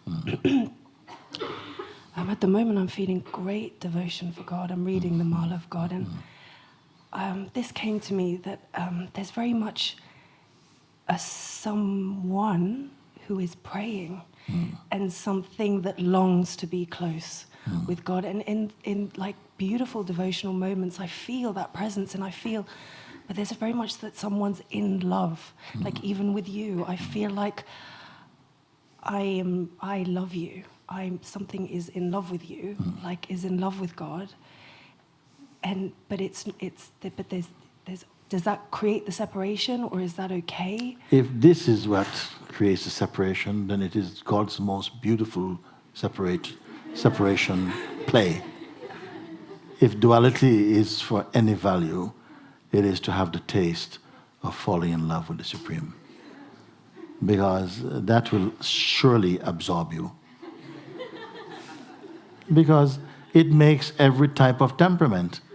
Some beings are very philosophical and very, sort of like a temperament which is more kind of, less faith-based, less emotion, less submitting or surrender, and much more kind of philosophical and more, this type of temperament. The same consciousness manifests as those with the deeper temperament of love and devotion and like this. and giving, and manifest as the karma yogi who wants to do something for the world but doesn't want something back necessarily, just for the love of doing it. And so he's also manifest as the one that don't believe in God. God makes the one that doesn't believe in God also. You understand? Because he had to be true to the full palette of interrelated opposites. So this, unlike human beings who only want to make things which are nice and sweet or something, the God in his wisdom makes things which are bitter and sweet. And that we can taste the full array and eventually stop cursing the bitter because you prefer the sweet. And start seeing that the bitter has contributed sometimes even more powerfully to your awakening than the sweet things. And become very universal in your expression. I think this is wisdom and this is full love, actually. Only when we don't do well at it, we say, oh, I don't know about God, like this. But actually, everything is here. We are living in the most fertile climate for the realization of the self. With all its hardships and challenges, nothing stops you from awakening to the true. Except our own mind and identity and arrogance and all of these things, which we are allowed to experience for a time. But you have the advantage because the self is in you. You are the self that is unaware of itself at a certain point and becoming more and more aware of itself to the extent that it starts to discern what is unreal and leaving it, not just discern it and keep it, but discern it and leave it in the great play. We don't talk about this very often because I feel most people also will find it quick to reject because they want to believe in a nice, sweet God. And then all the unsweet things come from Mr. Beelzebub alone or whatever it is. But all of it is part of the grand experience of life. And every being will not have an excuse to say, well, it's because of this why I didn't or something. There are so many ways of looking at these things. I show you the best way. Keep quiet, keep looking, confirming what is your true position. And as soon as that becomes clear, then where all the trouble is coming from, that begins to disappear. Because it's all coming from the dream self.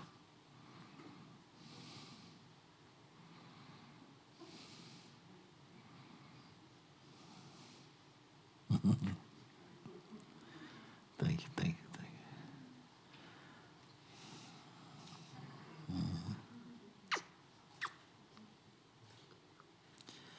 you. Very good. Thank you, Mother.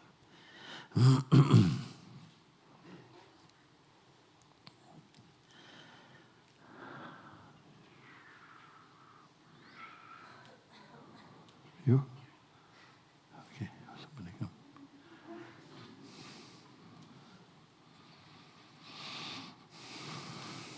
Okay. Namaste. Yeah, namaste. I spoke to you last time in May in Zimar. And I told you about my experience that I had where I was watching Papaji video and he says, where does the I arise from? And then it just disappeared. And yeah, since then I just see that place and I know I'm that place. And there are things which, like everything comes and goes, like the sense of I, the sense of just everything, bad things, good, not, unpleasant emotions, pleasant emotions, even questions. But I've always know that space is just the fundamental, where nothing, whatever comes is just always there. And I don't know, you just had this, I remember you saying you wanted, when I saw you, you said go all the way. So in my heart I always have this, that if there's anything there that I can't see or I can see. I must have, for some reason, have said that specific thing, Because listening to you now, from where I am, from what you say, I would say that is just fine for me.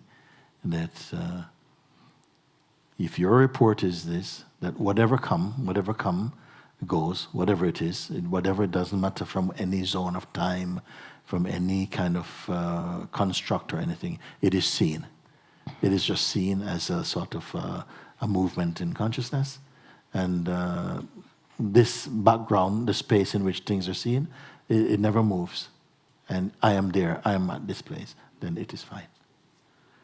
I don't see, you're totally clear, whatever it is. If something is calling you to go somewhere, and you see, well, calling me, I am only that place. Where can I go? If you see like this, no trouble at all. There are times when I get entangled into a little, I have this question, what does it mean? And that, but still.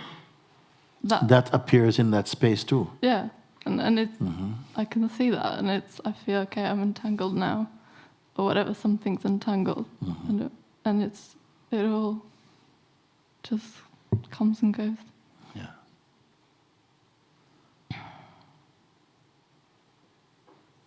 The contemplation of who am I even here? Who am I? The sense of I that arises here. Who am I? And fix the attention. Don't let it just go blank. Because sometimes when a question comes, a feeling of blankness is there. And so the blankness also is seen. But let the question be still, keep its life force. You know, who am I? Because something is felt. I intuitively know of my existence, a sense of existence. And what is the purpose of this question of who am I here? Because unless it is really asked, it is only assumed to be something. When it is asked, who am I, or where am I, what am I? And then you are very quiet in this, but still very alert in this, then whatever you are not begins to break up. And then whatever you are somehow is revealed, but it's not revealed so much like a thing you see, like, so that's what I am. No, it's like what you are not is seen. And what you are, you intuitively know, without seeing something to say, oh yes, I am that. This is why most of the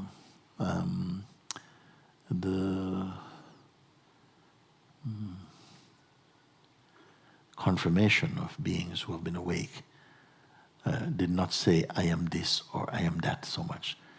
They tend to say, I am not this. This I am not. Because of the tendency of saying, I am that, creates a kind of solidity in the mind generally, that then feels, okay, creates an object out of it, and it is not any object. You see, it is the I which is object-free, objectless. I feel I am that blankness. Like I can see the blank, but I'm also that blank space, which is not blank, which is alive, but like empty space. Yes. It never, if you say it, if you're confirming it, it's never like I am that blank thing, which is like anything apart from you. It's never like I am that blank. Maybe we can put it on low for me? Yeah. I'm not that blank. I can feel the blank, or I can feel the vastness. And I am that. I'm not looking at a blankness in any phenomenal way. No. It's not like I can see a blankness and I must be that blankness, because that would be a kind of image. Even emptiness can be represented by a non-image image, if you follow what I mean. So even that I know I am not. Now I am not concerned at all about it. Just somehow all of this arises because of my beingness, my sense of existence, and out of my sense of existence is coming this confirmation. It just comes out. When I feel the question to check in, okay, so this I feeling, that is feeling stressed, for instance, is there someone who is stressed? What is stressed exactly? And the focus turns internally, then any kind of solidifying of a someone to be stressful, it just breaks up. And along with the stress also it goes. They go together. It's not I ask who am I and then I see I. No, it's I ask who am I in this feeling, and the feeling that was feeling like, yes, I'm feeling stressed. I'm so angry, and so the angry one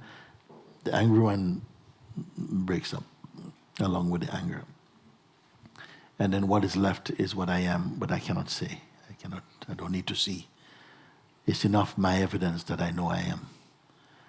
A visual representation of I am is not necessary.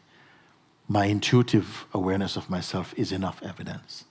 I don't need a three-dimensional representation of myself to say, okay, this is what I am.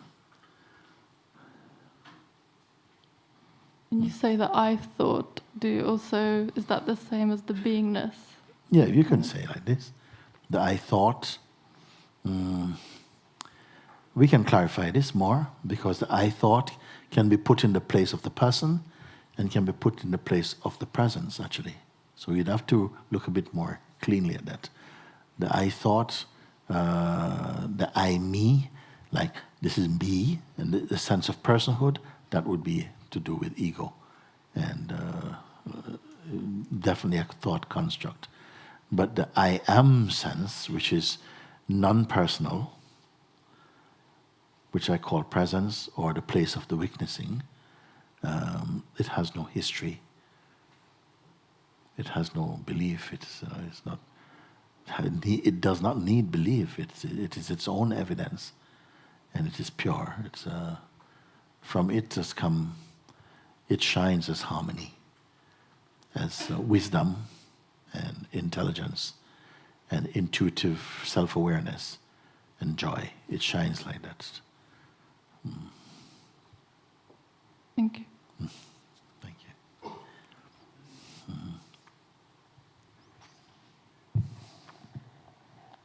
Namaste, Guruji. Namaste. I'm not sure what I'm going to say, but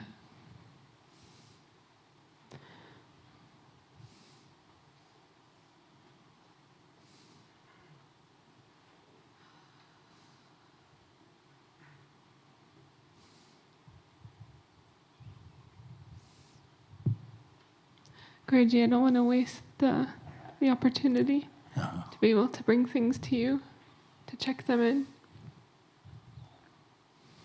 I see something that doesn't want to make mistakes, that always wants to get it right. Yes. And even that was keeping me in my seat to prevent me from saying something stupid or wrong. And that's not to be listened to. So I come forward, and even if I say something from person, you have my total permission to screw up. Thank you. Okay? Because if you try to be perfect, we understand this thing. We grow up sometime with these things. Don't want to make a mistake. Don't want to make a fool of yourself, and like this. It is. You put such a huge burden on your so being, heavy, isn't it? Yeah. It is. It does, and then you become tight, because nobody's perfect. There's no such thing as a perfect personality. Not even a sage's personality. In a way, you can say, if you put it on the personality meter, it will come up with some kind of flaw, which will only be another flaw of perception, not necessarily that you can factually prove these things. It's more of an energetic thing. So I feel relaxed about it. you know, and then all that happens, you learn from your mistakes. Then you don't make any. I mean, there's almost a kind of arrogance in that. You see? That you say something and somebody goes, "What? That's rubbish." It's, oh. Guruji, I was the biggest fear is that you would tell me, you know, you have to leave this place, get out of here, you're wasting your time. Every time I've heard you say these things of not being good enough and if you don't focus enough, the mind was taking Who it. said if you're not good enough? I'm just sharing what's been somehow taken. I said you will never be good enough.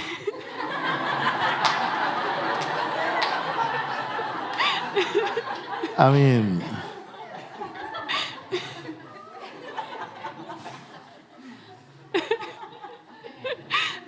you'll never be good enough. Nobody's ever going to be good enough. If you're on that route, you yourself, before even anybody else say it, will start to think, I'm really messed up there, you know? Just really forget about all of that. So Guruji, please. Then you allow me also some freedom to say, that was rubbish. And, you know, I mean, like, you really screwed up. I mean, you are a complete hopeless case. And then you can have a laugh. This fear kept coming that I would get sent away from Sahaja. I have no idea where these things come from. But if somebody gets sent away from Sahaja, believe you me, it is a wonderful thing. It will turn out to be, because people have been asked to go, but not like, you go, not like this, huh? But it says, you know, I think it's a good idea, maybe you go off for a little bit and stuff like that. So I don't feel anybody has been sort of like sent like that, not like that. It feels like it's just some deep, I don't know. What feels truer is to just look and confirm that this cannot be me. This cannot be what I am. These things, Guruji. And so I just... Then show me what you are now. If you've been showing so far what you're not, no, I'm not this thing, then okay, then give us the pure joy of meeting you as you are. What would you have to do?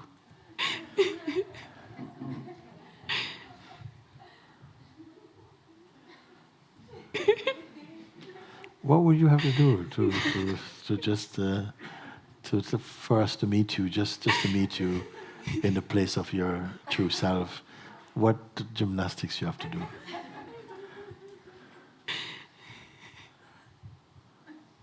You don't have to sing a song or something. You don't. What would you have to do?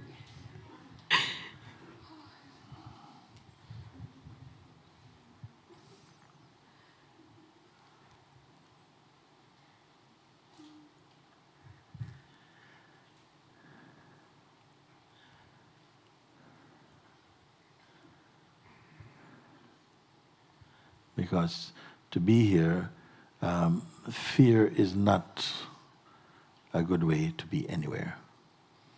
A fear of, you know, losing your place, of fear of, this is not a good way to be here. Then you cheat yourself and you cheat the everything. You know? So that has to be replaced somehow. That you start to love being here. Love being here. Love being here. You know, love being here and love the life that is being expressed, you know, with wisdom and with understanding and with insight. Love that life. Because a life outside of wisdom and self-awareness is not going to be something that lovable.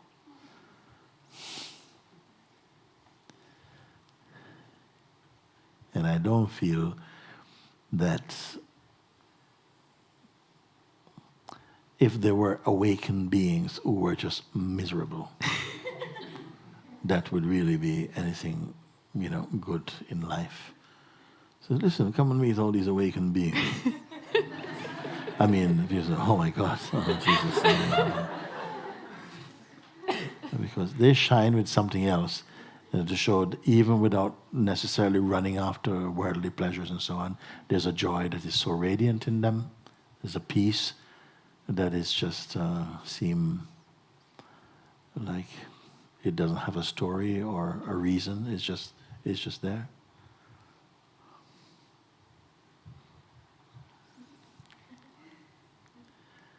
Because generally in the life we seem to have stories to back up why we are how we are. But the one who is free doesn't have any story.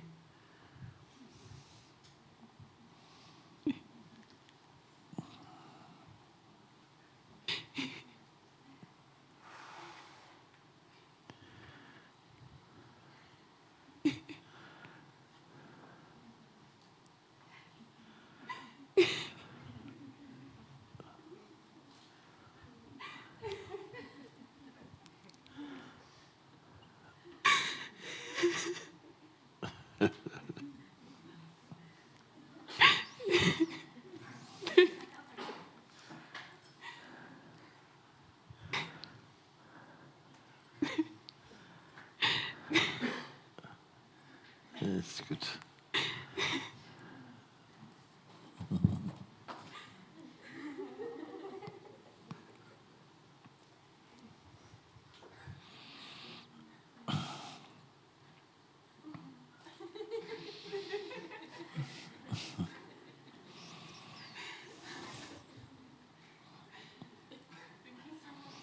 Thank you.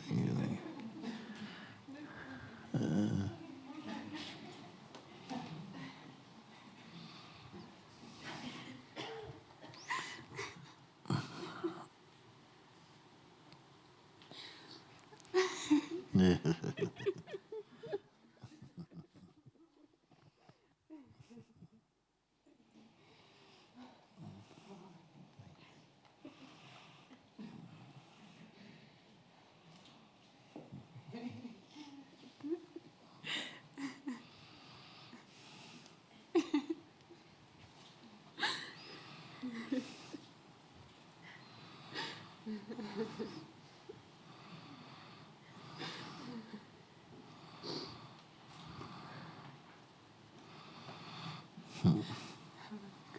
Very good.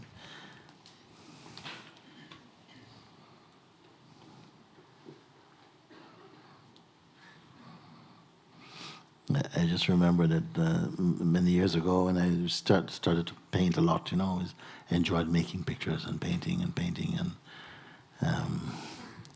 then there was an exhibition in my town. They were advertising an exhibition, art exhibition, right in the center of town. There's one park, and on the railings around the park, right in the very center of the town, opposite the town hall, there's a place there, and they were going to have an exhibition, and all the paintings and drawings would be hung on the railings, and like this. So people were invited to submit their work for exhibition. And I always felt my work is not yet perfect. I was always painting. No, still something, trying to make this perfect picture for a very long time. And the one friend came and said, I'm putting some work in this exhibition, and why you don't put some work? I said, no, I don't think I'm ready. Maybe another 3 months. If I had another 3 months, I would produce something. He said, well, you have so much work. It's nice, and put your painting in. No, it's not. It's just not quite. It has to be quite like this. You see. In the end, he convinced me. Look, it's not about perfection. It takes some courage and put your work up. It's not a competition. Just put it up. So I took it. I didn't even have frames. They were just on cardboard. And we put some holes in and some string and hung them up. And then when I went there, they gave me a space. I put I think 3 or 4 pictures on. And once I put them up, I looked at them. I said, actually, they don't look so bad. Actually, not so good, And it was the best thing. After this, I started to show my work. But for a long time, I was very afraid to make that step, because you think unless it's perfect, somebody's going to go and say, not perfect. You see, and then, I knew it. You see, you can go on like that in your life, waiting to be perfect.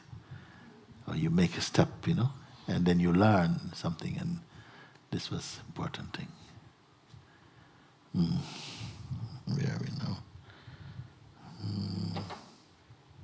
Look at that. 15, 17. Is this right?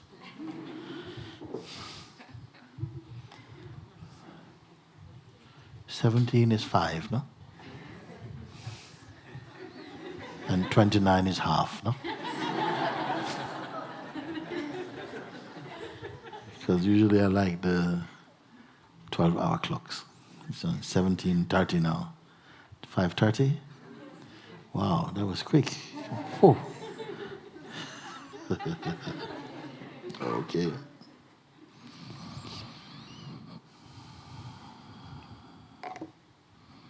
This searching for truth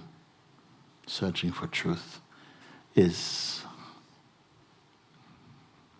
the most mystical thing in our lives that I've found. It's the most mystical thing, most mesmerizing, because everyone is it. There isn't one who is not it, or not quite it. You see, not even one. And yet rare, it seems, that we are aware of that. This is what I say, it is the most amazing thing. But having also experienced what feels like my own journey, I understand why it is. And that it is like, it is a seeming mystery, but I have solved this mystery. And I don't feel I'm so intelligent. I've solved this mystery, and therefore I have the confidence to talk to you about it and say, and to look and to see what is it that could be operating as a block against your realization of the self. And often it's not the things you say. It is not what people say that is the block. That was just the excuse. It is not the block. Nothing really blocks you except there is a fear that a delusion that your mind has something special to offer your life. Or that you may feel that you've got a brilliant mind and that you should use all of it and it shouldn't be wasted. And if you realize the self, you will not have much use for your mind. And little things like this, I think, are working. Or that we have some aspirations in duality. We have an aspiration in duality that we want something from the world. We can be honest about that, no? We want something from the world, which then, if I really want to be free, I may not get the thing I want from the world. So if I just postpone the freedom thing, I can at least enjoy the thing I want to enjoy from the world, and then I can be finished with it. Then I can be properly go and put myself in line for realizing the self. All of which are coming from mind. All of it is coming from mind.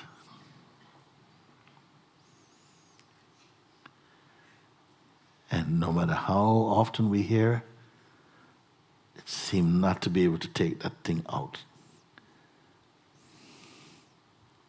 Sometimes people say, yeah, because my mind keeps saying, but it's not true, it's not that. Mind is a really small thing. But sometimes we are feeding some delusion, some state, we are feeding it, and it is growing and growing and growing, and we become attached or afraid to be without it. So some of these things, the realization of the self, is only a realization of what has always been here, and which is perfect. Our true nature is always perfect. You see? It doesn't even think it is perfect. It doesn't believe it is perfect. It doesn't have any belief. The true nature does not need to be perfect to itself. That's how perfect it is. It does not know anything about innocence. Yeah. I don't know if I'm making it more difficult now or not to say these things.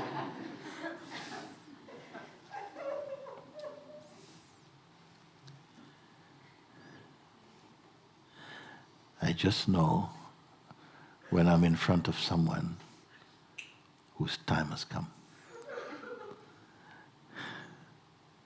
Because something in me starts to behave also kind of another way, like a strange love and something happened. But curiosity, I don't have interest for curious people about, or as I said, there are two kinds of questions. There are knowledge questions and there are freedom questions. A knowledge question is a question from someone who wants to know something. How do you do this? And when you meditate, can you focus on something like an image or a thought, which is better? This is called knowledge question. They sound useful, sound spiritual, maybe, but it's just information. They will not help you to be free. Freedom question is a different question because there's a risk, you see, that you might just discover something and your whole life will change. It will not be predictable. And to be honest, I don't think anyone needs a predictable life. I don't mean that, every minute is changing. I don't mean like this. It also has a harmony, a beautiful harmony is there, but not fear. Not fear about life. Yes.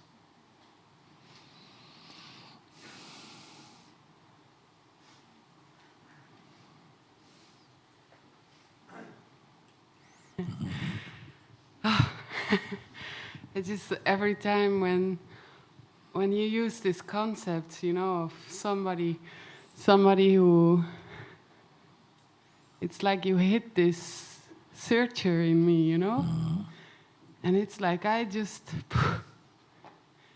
this is the one why I'm here, because this is just unbearable, this one, The seeker is unbearable. Yes. Okay.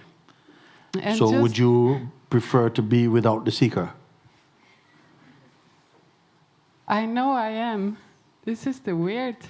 You know you are what? I know I'm not this searcher. Okay.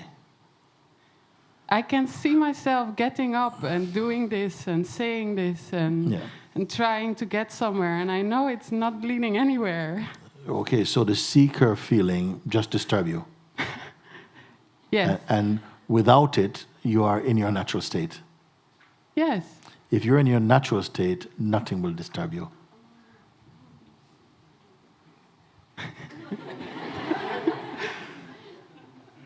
Yes.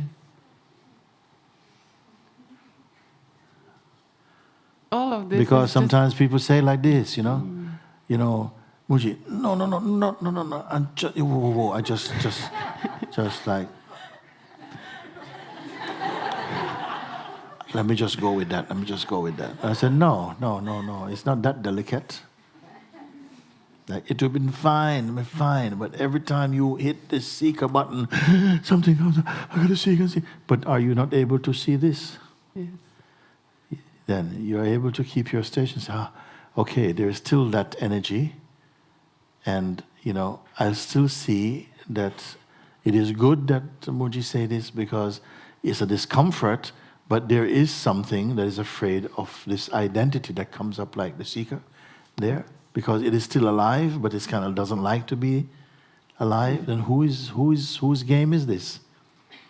Because if without this being mentioned, you are nicely in your natural state, you know, nicely in your natural state, the seeker, then something is not true. Yeah. How can this natural state be disturbed?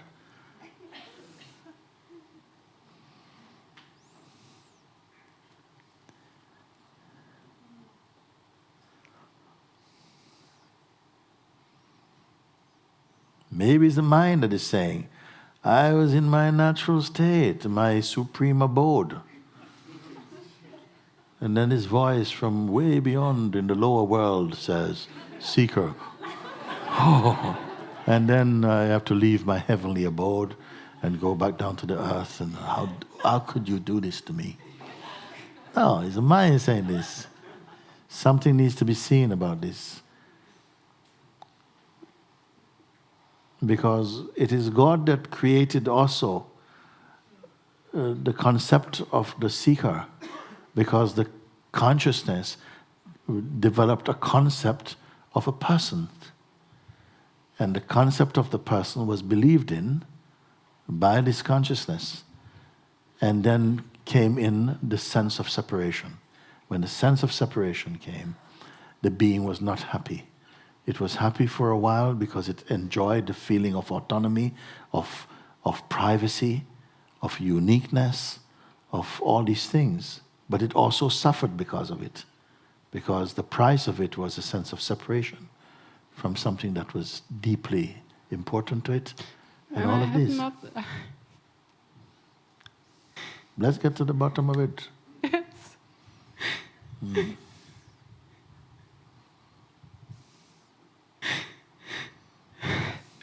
Because it has felt so many times here in Sahaja as true, but something is just still not true. It still is.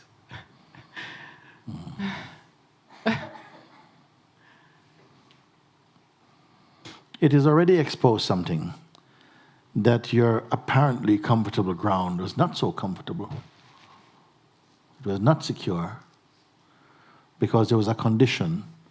So long as you don't say, seeker, I'll be fine, then that is not true because there's no condition for the true.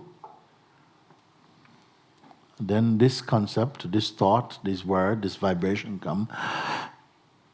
And what has happened? I still believe, I still give my attention to the seeker. Yes. Maybe because you still have to use up some of this energy to find what the seeker concept needs to find in order to go to properly to sleep. Can you say that again? Because you perhaps need to use up the full energy left of the seeker to find the purpose of the seeker in you, so that when you find it, the seeker concept can go to sleep. It can just disappear. It's, okay, I've done my work now. But don't pretend I'm not here. You see? You say, okay, but but I'm fine until you said this. Then you're walking on very, very, very shallow ground. You're walking on quicksand.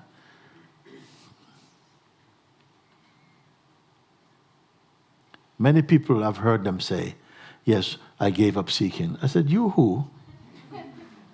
You who gave up seeking? The self? Are you the self that gave up seeking? And no, you are not. The self doesn't have to say, I gave up seeking.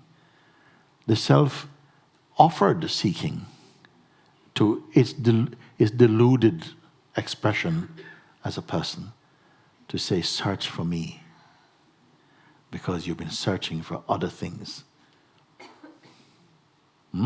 It's said in one hadith of the Prophet, no?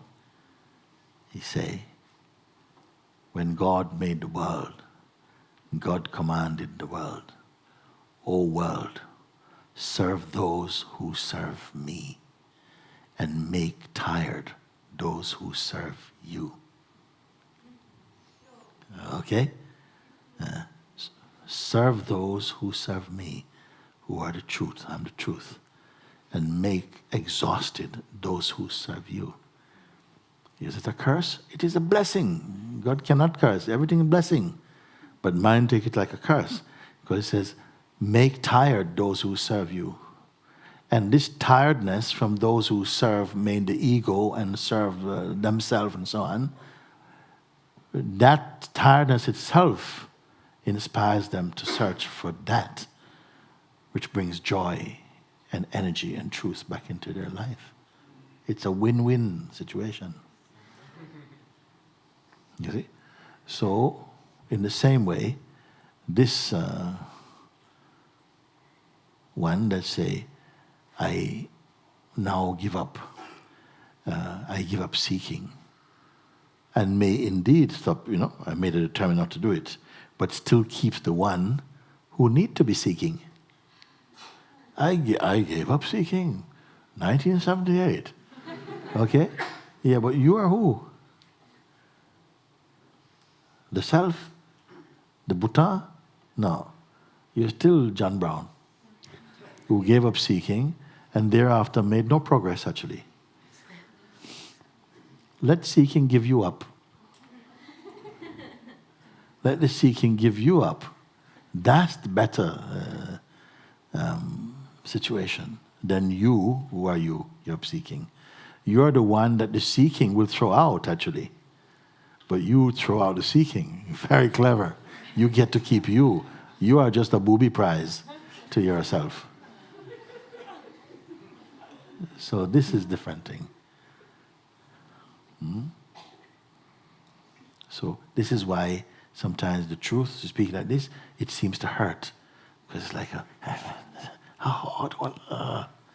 because you feel you are happy without this. But you should be saying, thank you that your words disturb me so much, my false comfort, because I would have ordinarily believed that I'm there, I have nothing, just don't say seeker. And I'm fine. And I can feel the arrogance and the doubt. This is where this is all the place of that, and even between being here, like really. Let me tell you all something. You can take this route. It's not that you planned it, but in a way, it comes through delusion, where you're offered a kind of a belief to replace the real seeking. And you feel, yes, I've dropped it, I'm here. Now I feel, and the power comes to you. A kind of power comes. And it feels, yes, this power itself is to verify that I'm on the right track. You feel a power, you feel a strength, Yeah, you say things and you feel like this. You feel that you've had verification because of this power. This power comes from your mind also.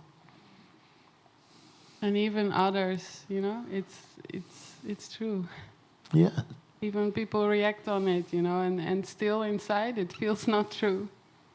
And what will happen is you'll fight like hell to protect this power. We had one time here, we were talking and one member of us, I don't have to call names, was invited to join a team, but he didn't feel to join the team, that part of the team.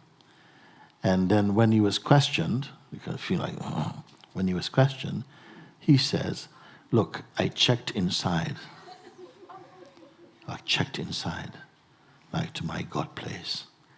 And my God place said, no, don't join. And when someone say like that, everybody leave you alone. It's like when you're putting in your password, nobody looks around. When someone say, when I go in my meditation, I checked in. People just don't go any further. So, okay, he's checked in. So we accept that when you say something like this, is because you've had confirmation from the Lord. Don't join that team. But I could smell something. You see? And I said, hang on a second. I don't accept that. You see? Because something in this smells a bit funny. Yeah, I don't feel you checked in with your Lord. I think you checked in with your mind, playing your Lord. And the mind said, don't join. Because your intuition is not yet pure enough. You're still holding out on something. You're still keeping something for you. And we have some very special way of saying, like, it's kosher, because I checked it in. And the inner one says, you stay put. And then the one came forward, all respect to this, and said, yes, yes, yes, it's quite probably true. And then joined the team and begin to shine in the proper way in this team. Where would you get the courage to tackle someone like that?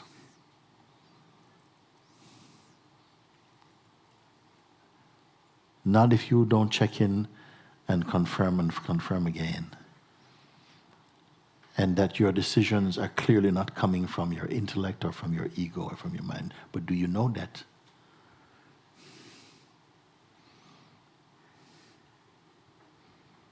Do you create your day? Do you design your day? Do you decide what you are going to do in your day? Do you prepare for your meetings what you're going to say if they ask this and if they ask that? Or do you just go because of your trust in God? Are you really living a life from a place of emptiness, which is full trust in life?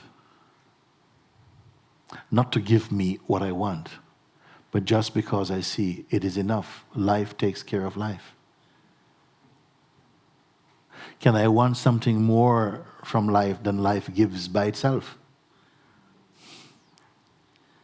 Can I live by this understanding or principle? Or do I only claim?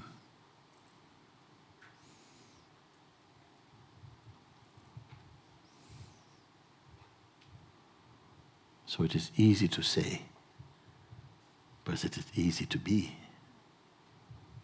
what you say.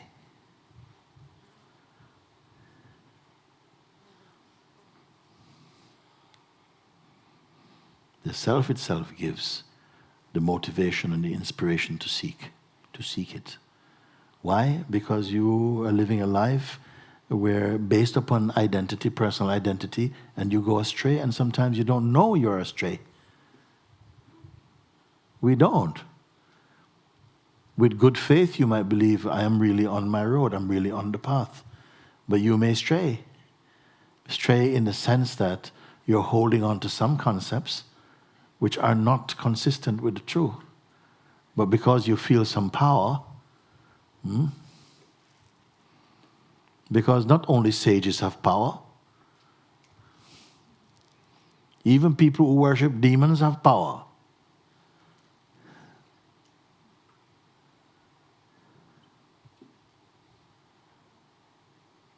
You have the power of your belief. But your belief by itself cannot give you truth. For that, you have to be baptized in the temple of emptiness. You have to go there and drop yourself there. And let God pick you up.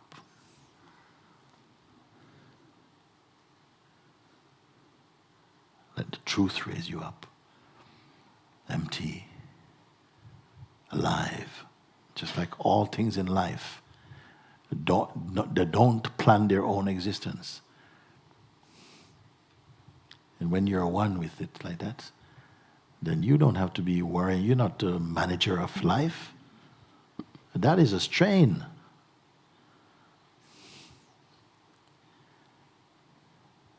You don't curse life.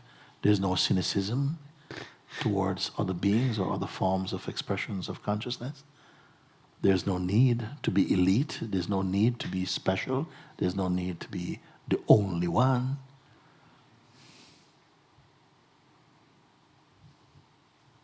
And yet there's only one.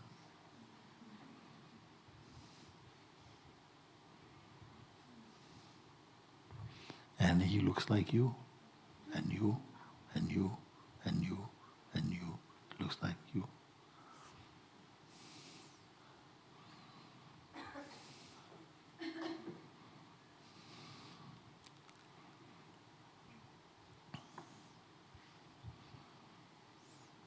So don't abandon your inquiry prematurely. Stay with it. Just keep looking. And don't determine when something is over. When it was over, you won't even know it. Very often, when a thing is over, you don't even know it. You know it later. When someone says, let's go to so-and-so, and says, so-and-so is what? Oh, that, oh. You find that it has been gone from your consciousness. You don't have to be watching the meter to see, or to be writing some script. Don't be a journalist in your own existence. Leave everything to God. Let God be your secretary. Arrange all your meetings for you. Even what you say comes from that place, that holy place. Even your actions come, even you blink your eyes, it's coming from that place. Then you know you're inseparable.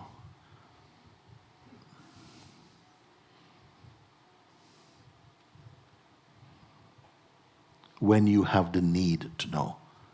Otherwise, you don't need to know. You simply are. You don't need to know. You need to know only once in a while. Otherwise, you are that. If your name is John, you don't have to go around every day thinking, I'm John, John. George? No, John. You don't have to do that. And yet instantly someone says, John? Yeah. You don't have to be remembering it. So you use up, if there is something there, bring it out and face it. And we see what comes.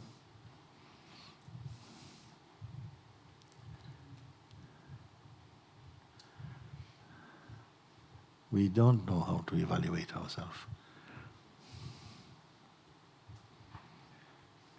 This is why in the olden times, and still now, beings would go to a master for them to test their realization, to verify, yes, this is good. They could not rely on their mind because the mind is so clever. The mind come and say, yeah, look, you're feeling like that every morning is good. You're there. What's the point of going there? You see, to go there, it means you don't have faith in yourself. And tell you things like, oh yeah, maybe, yeah, and boom.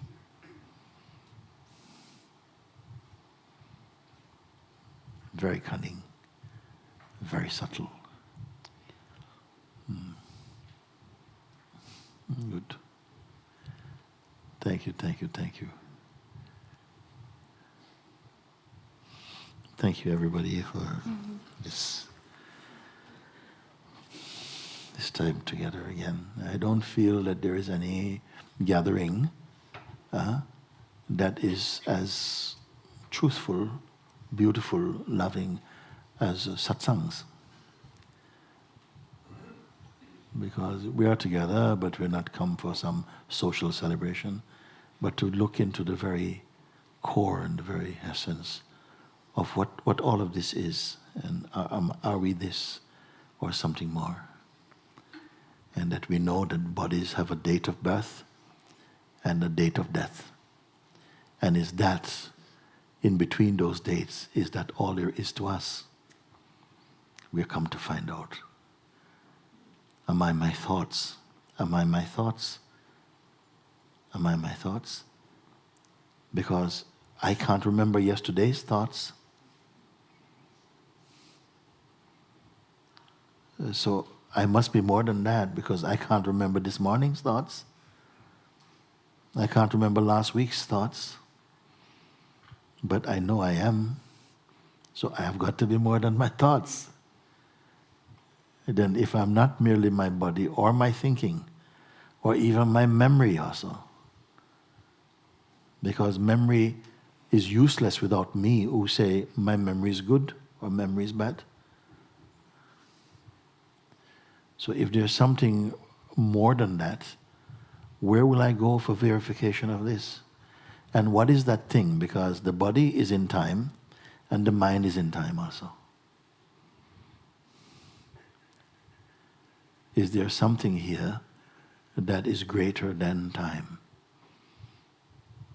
That is not bound by time, because time seems to say everything that you experience, everything that you perceive belong to me.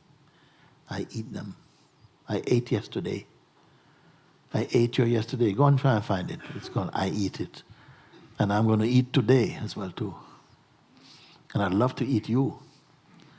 Yes. And I've eaten you many times, but you forget. Because you can't remember how you were when you were 16, can you? Because it's in my belly. And when you are 17 and 18 and everything you did, all your history is in I ate them. And tell me if they belong more to you than to me, because I have it, you don't have it. So what do you have?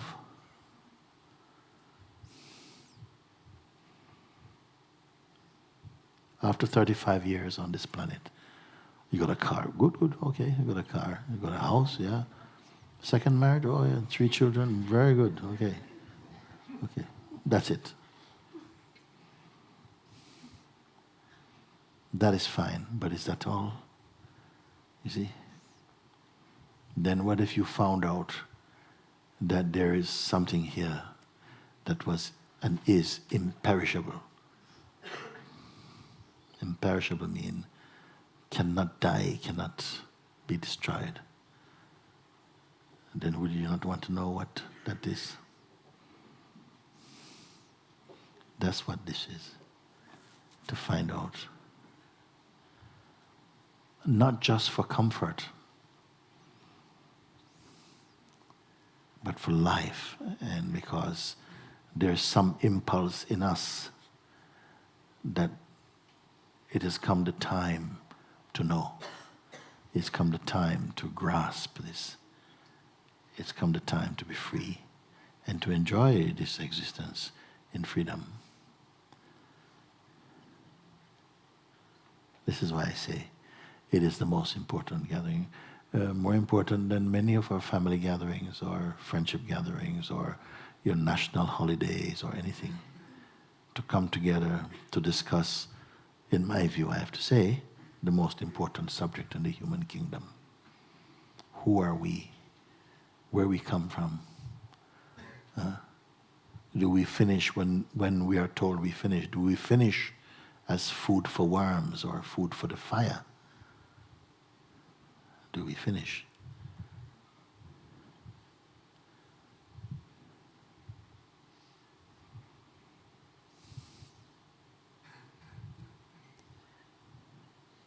And to show you a place from where you can look within the temple of your own being and see with the eyes of Christ, of the Buddha.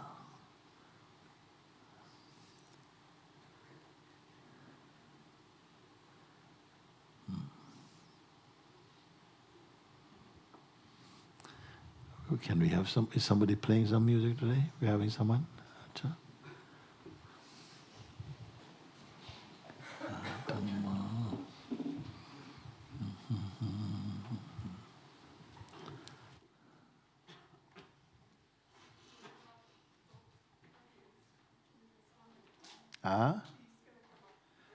Come while they're preparing.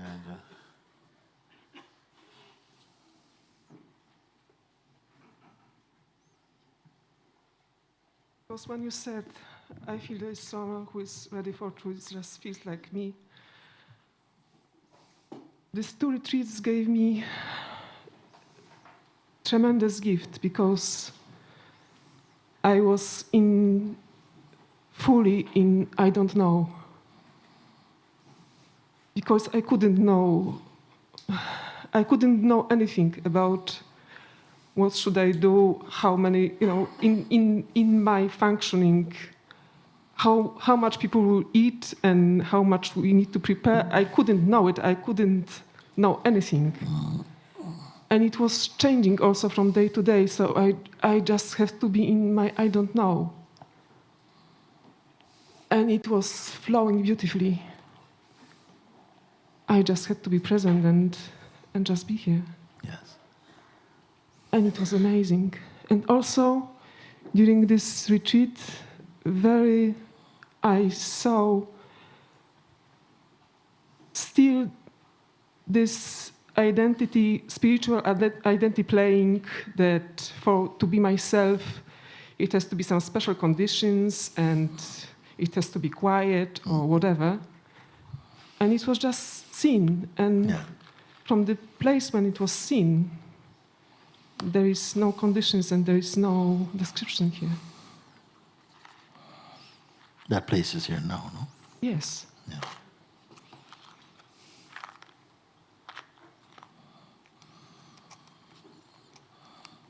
Yes.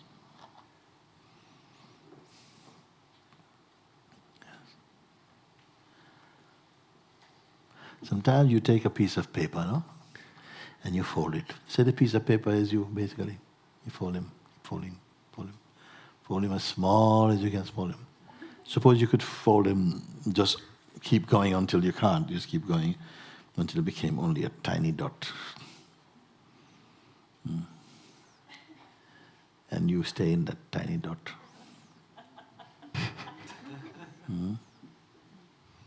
You go and live in that tiny dot. But this tiny dot is not the size of your being, only the size of your farm.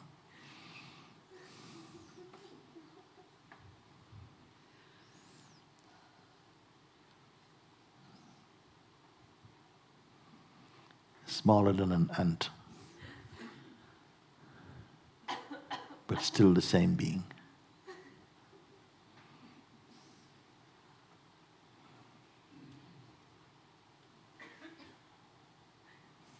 And still able to contemplate and to feel the immensity of what is, even in its phenomenal expression. And the immense joy. You don't have to go down to the size of this. I'm saying that even in that size you can feel the immensity.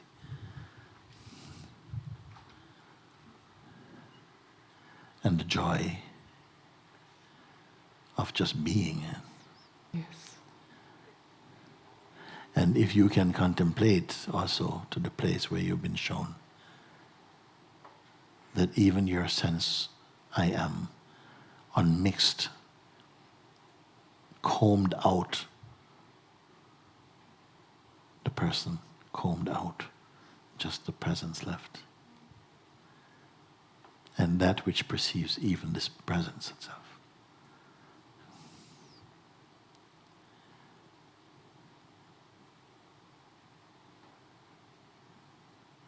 And see if you can make a report from there. Who are you?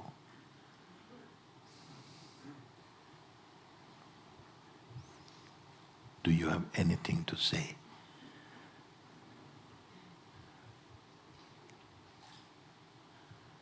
And experience this fully. Be fully in the experience of this. Don't skip over it. Don't glide over it. Don't ballet over it. But be fully present in that. And a moment will come that cause you to emerge somehow. Something will emerge from this. It might go by the name I also. You can watch this one, how he moves in this world. You can watch this one, how he moves in the world. First come back to this place. Be here fully. Fully, fully, fully. Huh? And from here you will see something will emerge from this. Watch this one, how he moves in the world.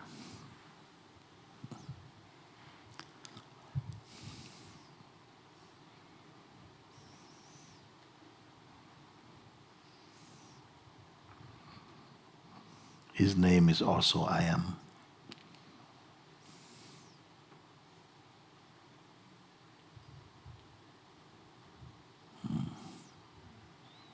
Yes, from this place. God is not other.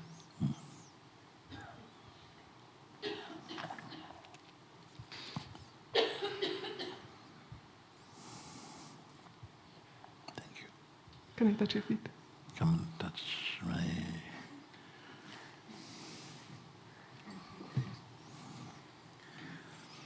This is my feet.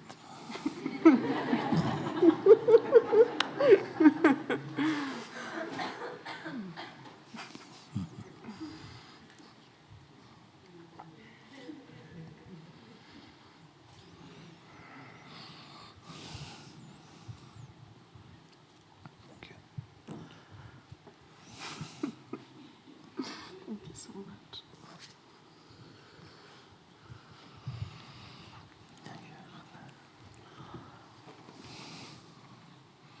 Mm-hmm.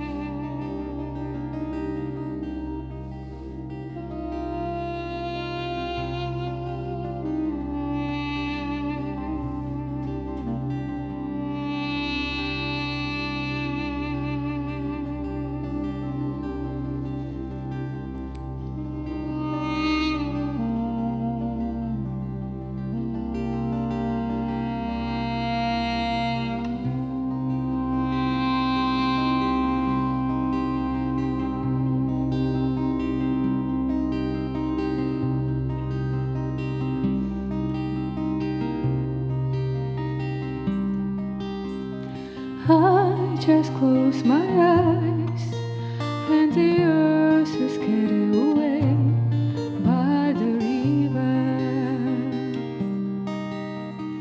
I just close my eyes and the earth is carried away by the river. What is left behind I cannot say.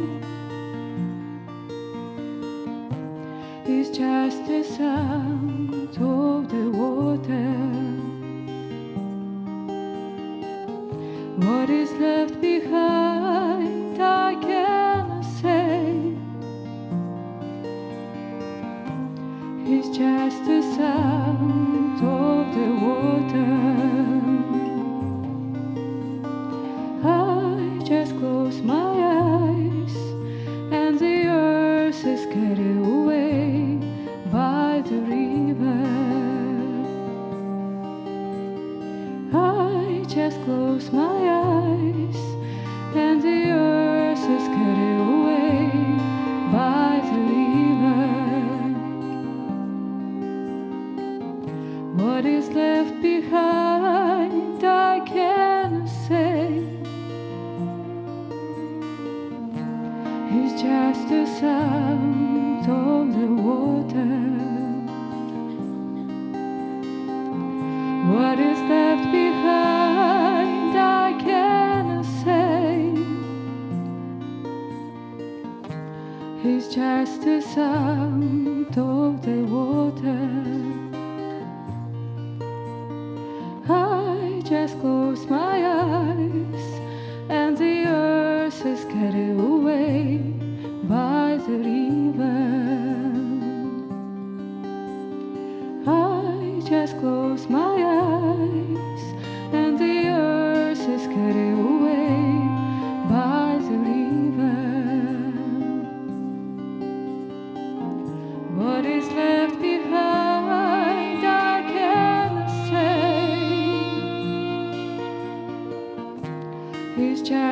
sound of the water. What is left behind, I cannot say. It's just the sound of the water. Oh, Masato Masat Gamaya, Tamaso Machotir Gamaya, Mrityorma Amritam Gamaya, Gamaya. Oh, Masato Masat Gamaya, Tamaso Machotir Gamaya, Mrityorma Amritam Gamaya, Gamaya. Asato Masat Gamaya, Tamaso Machotir Gamaya, Mrityorma Amritam Gamaya, Gamaya. Masato Masat Gamaya, Tamaso Machotir Gamaya, Mrityorma Amritam Gamaya, Gamaya.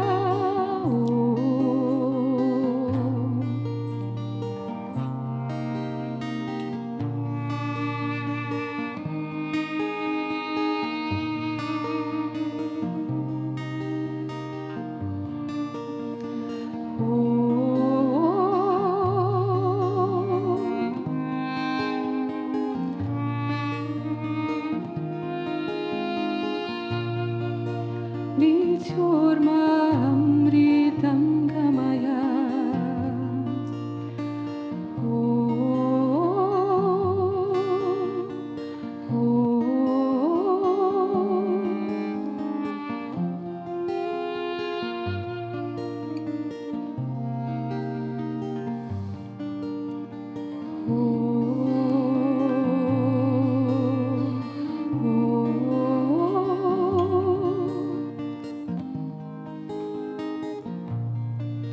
Mrityorma Amritam Gamaya, Gamaya.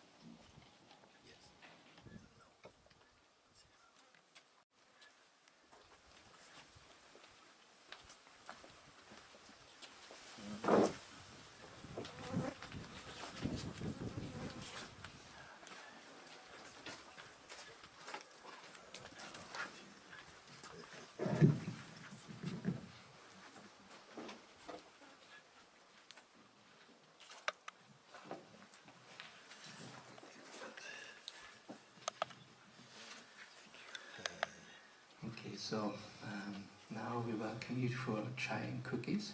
For this you go down into the valley to Little Jamaica. It's signposted also. And then in about 20 minutes or something we will ring a bell and it's time to come back for Mooji answers. Thank you very much. And during this period, please stay in this inner silence and in this contemplative space, in the heart. Thank you very much.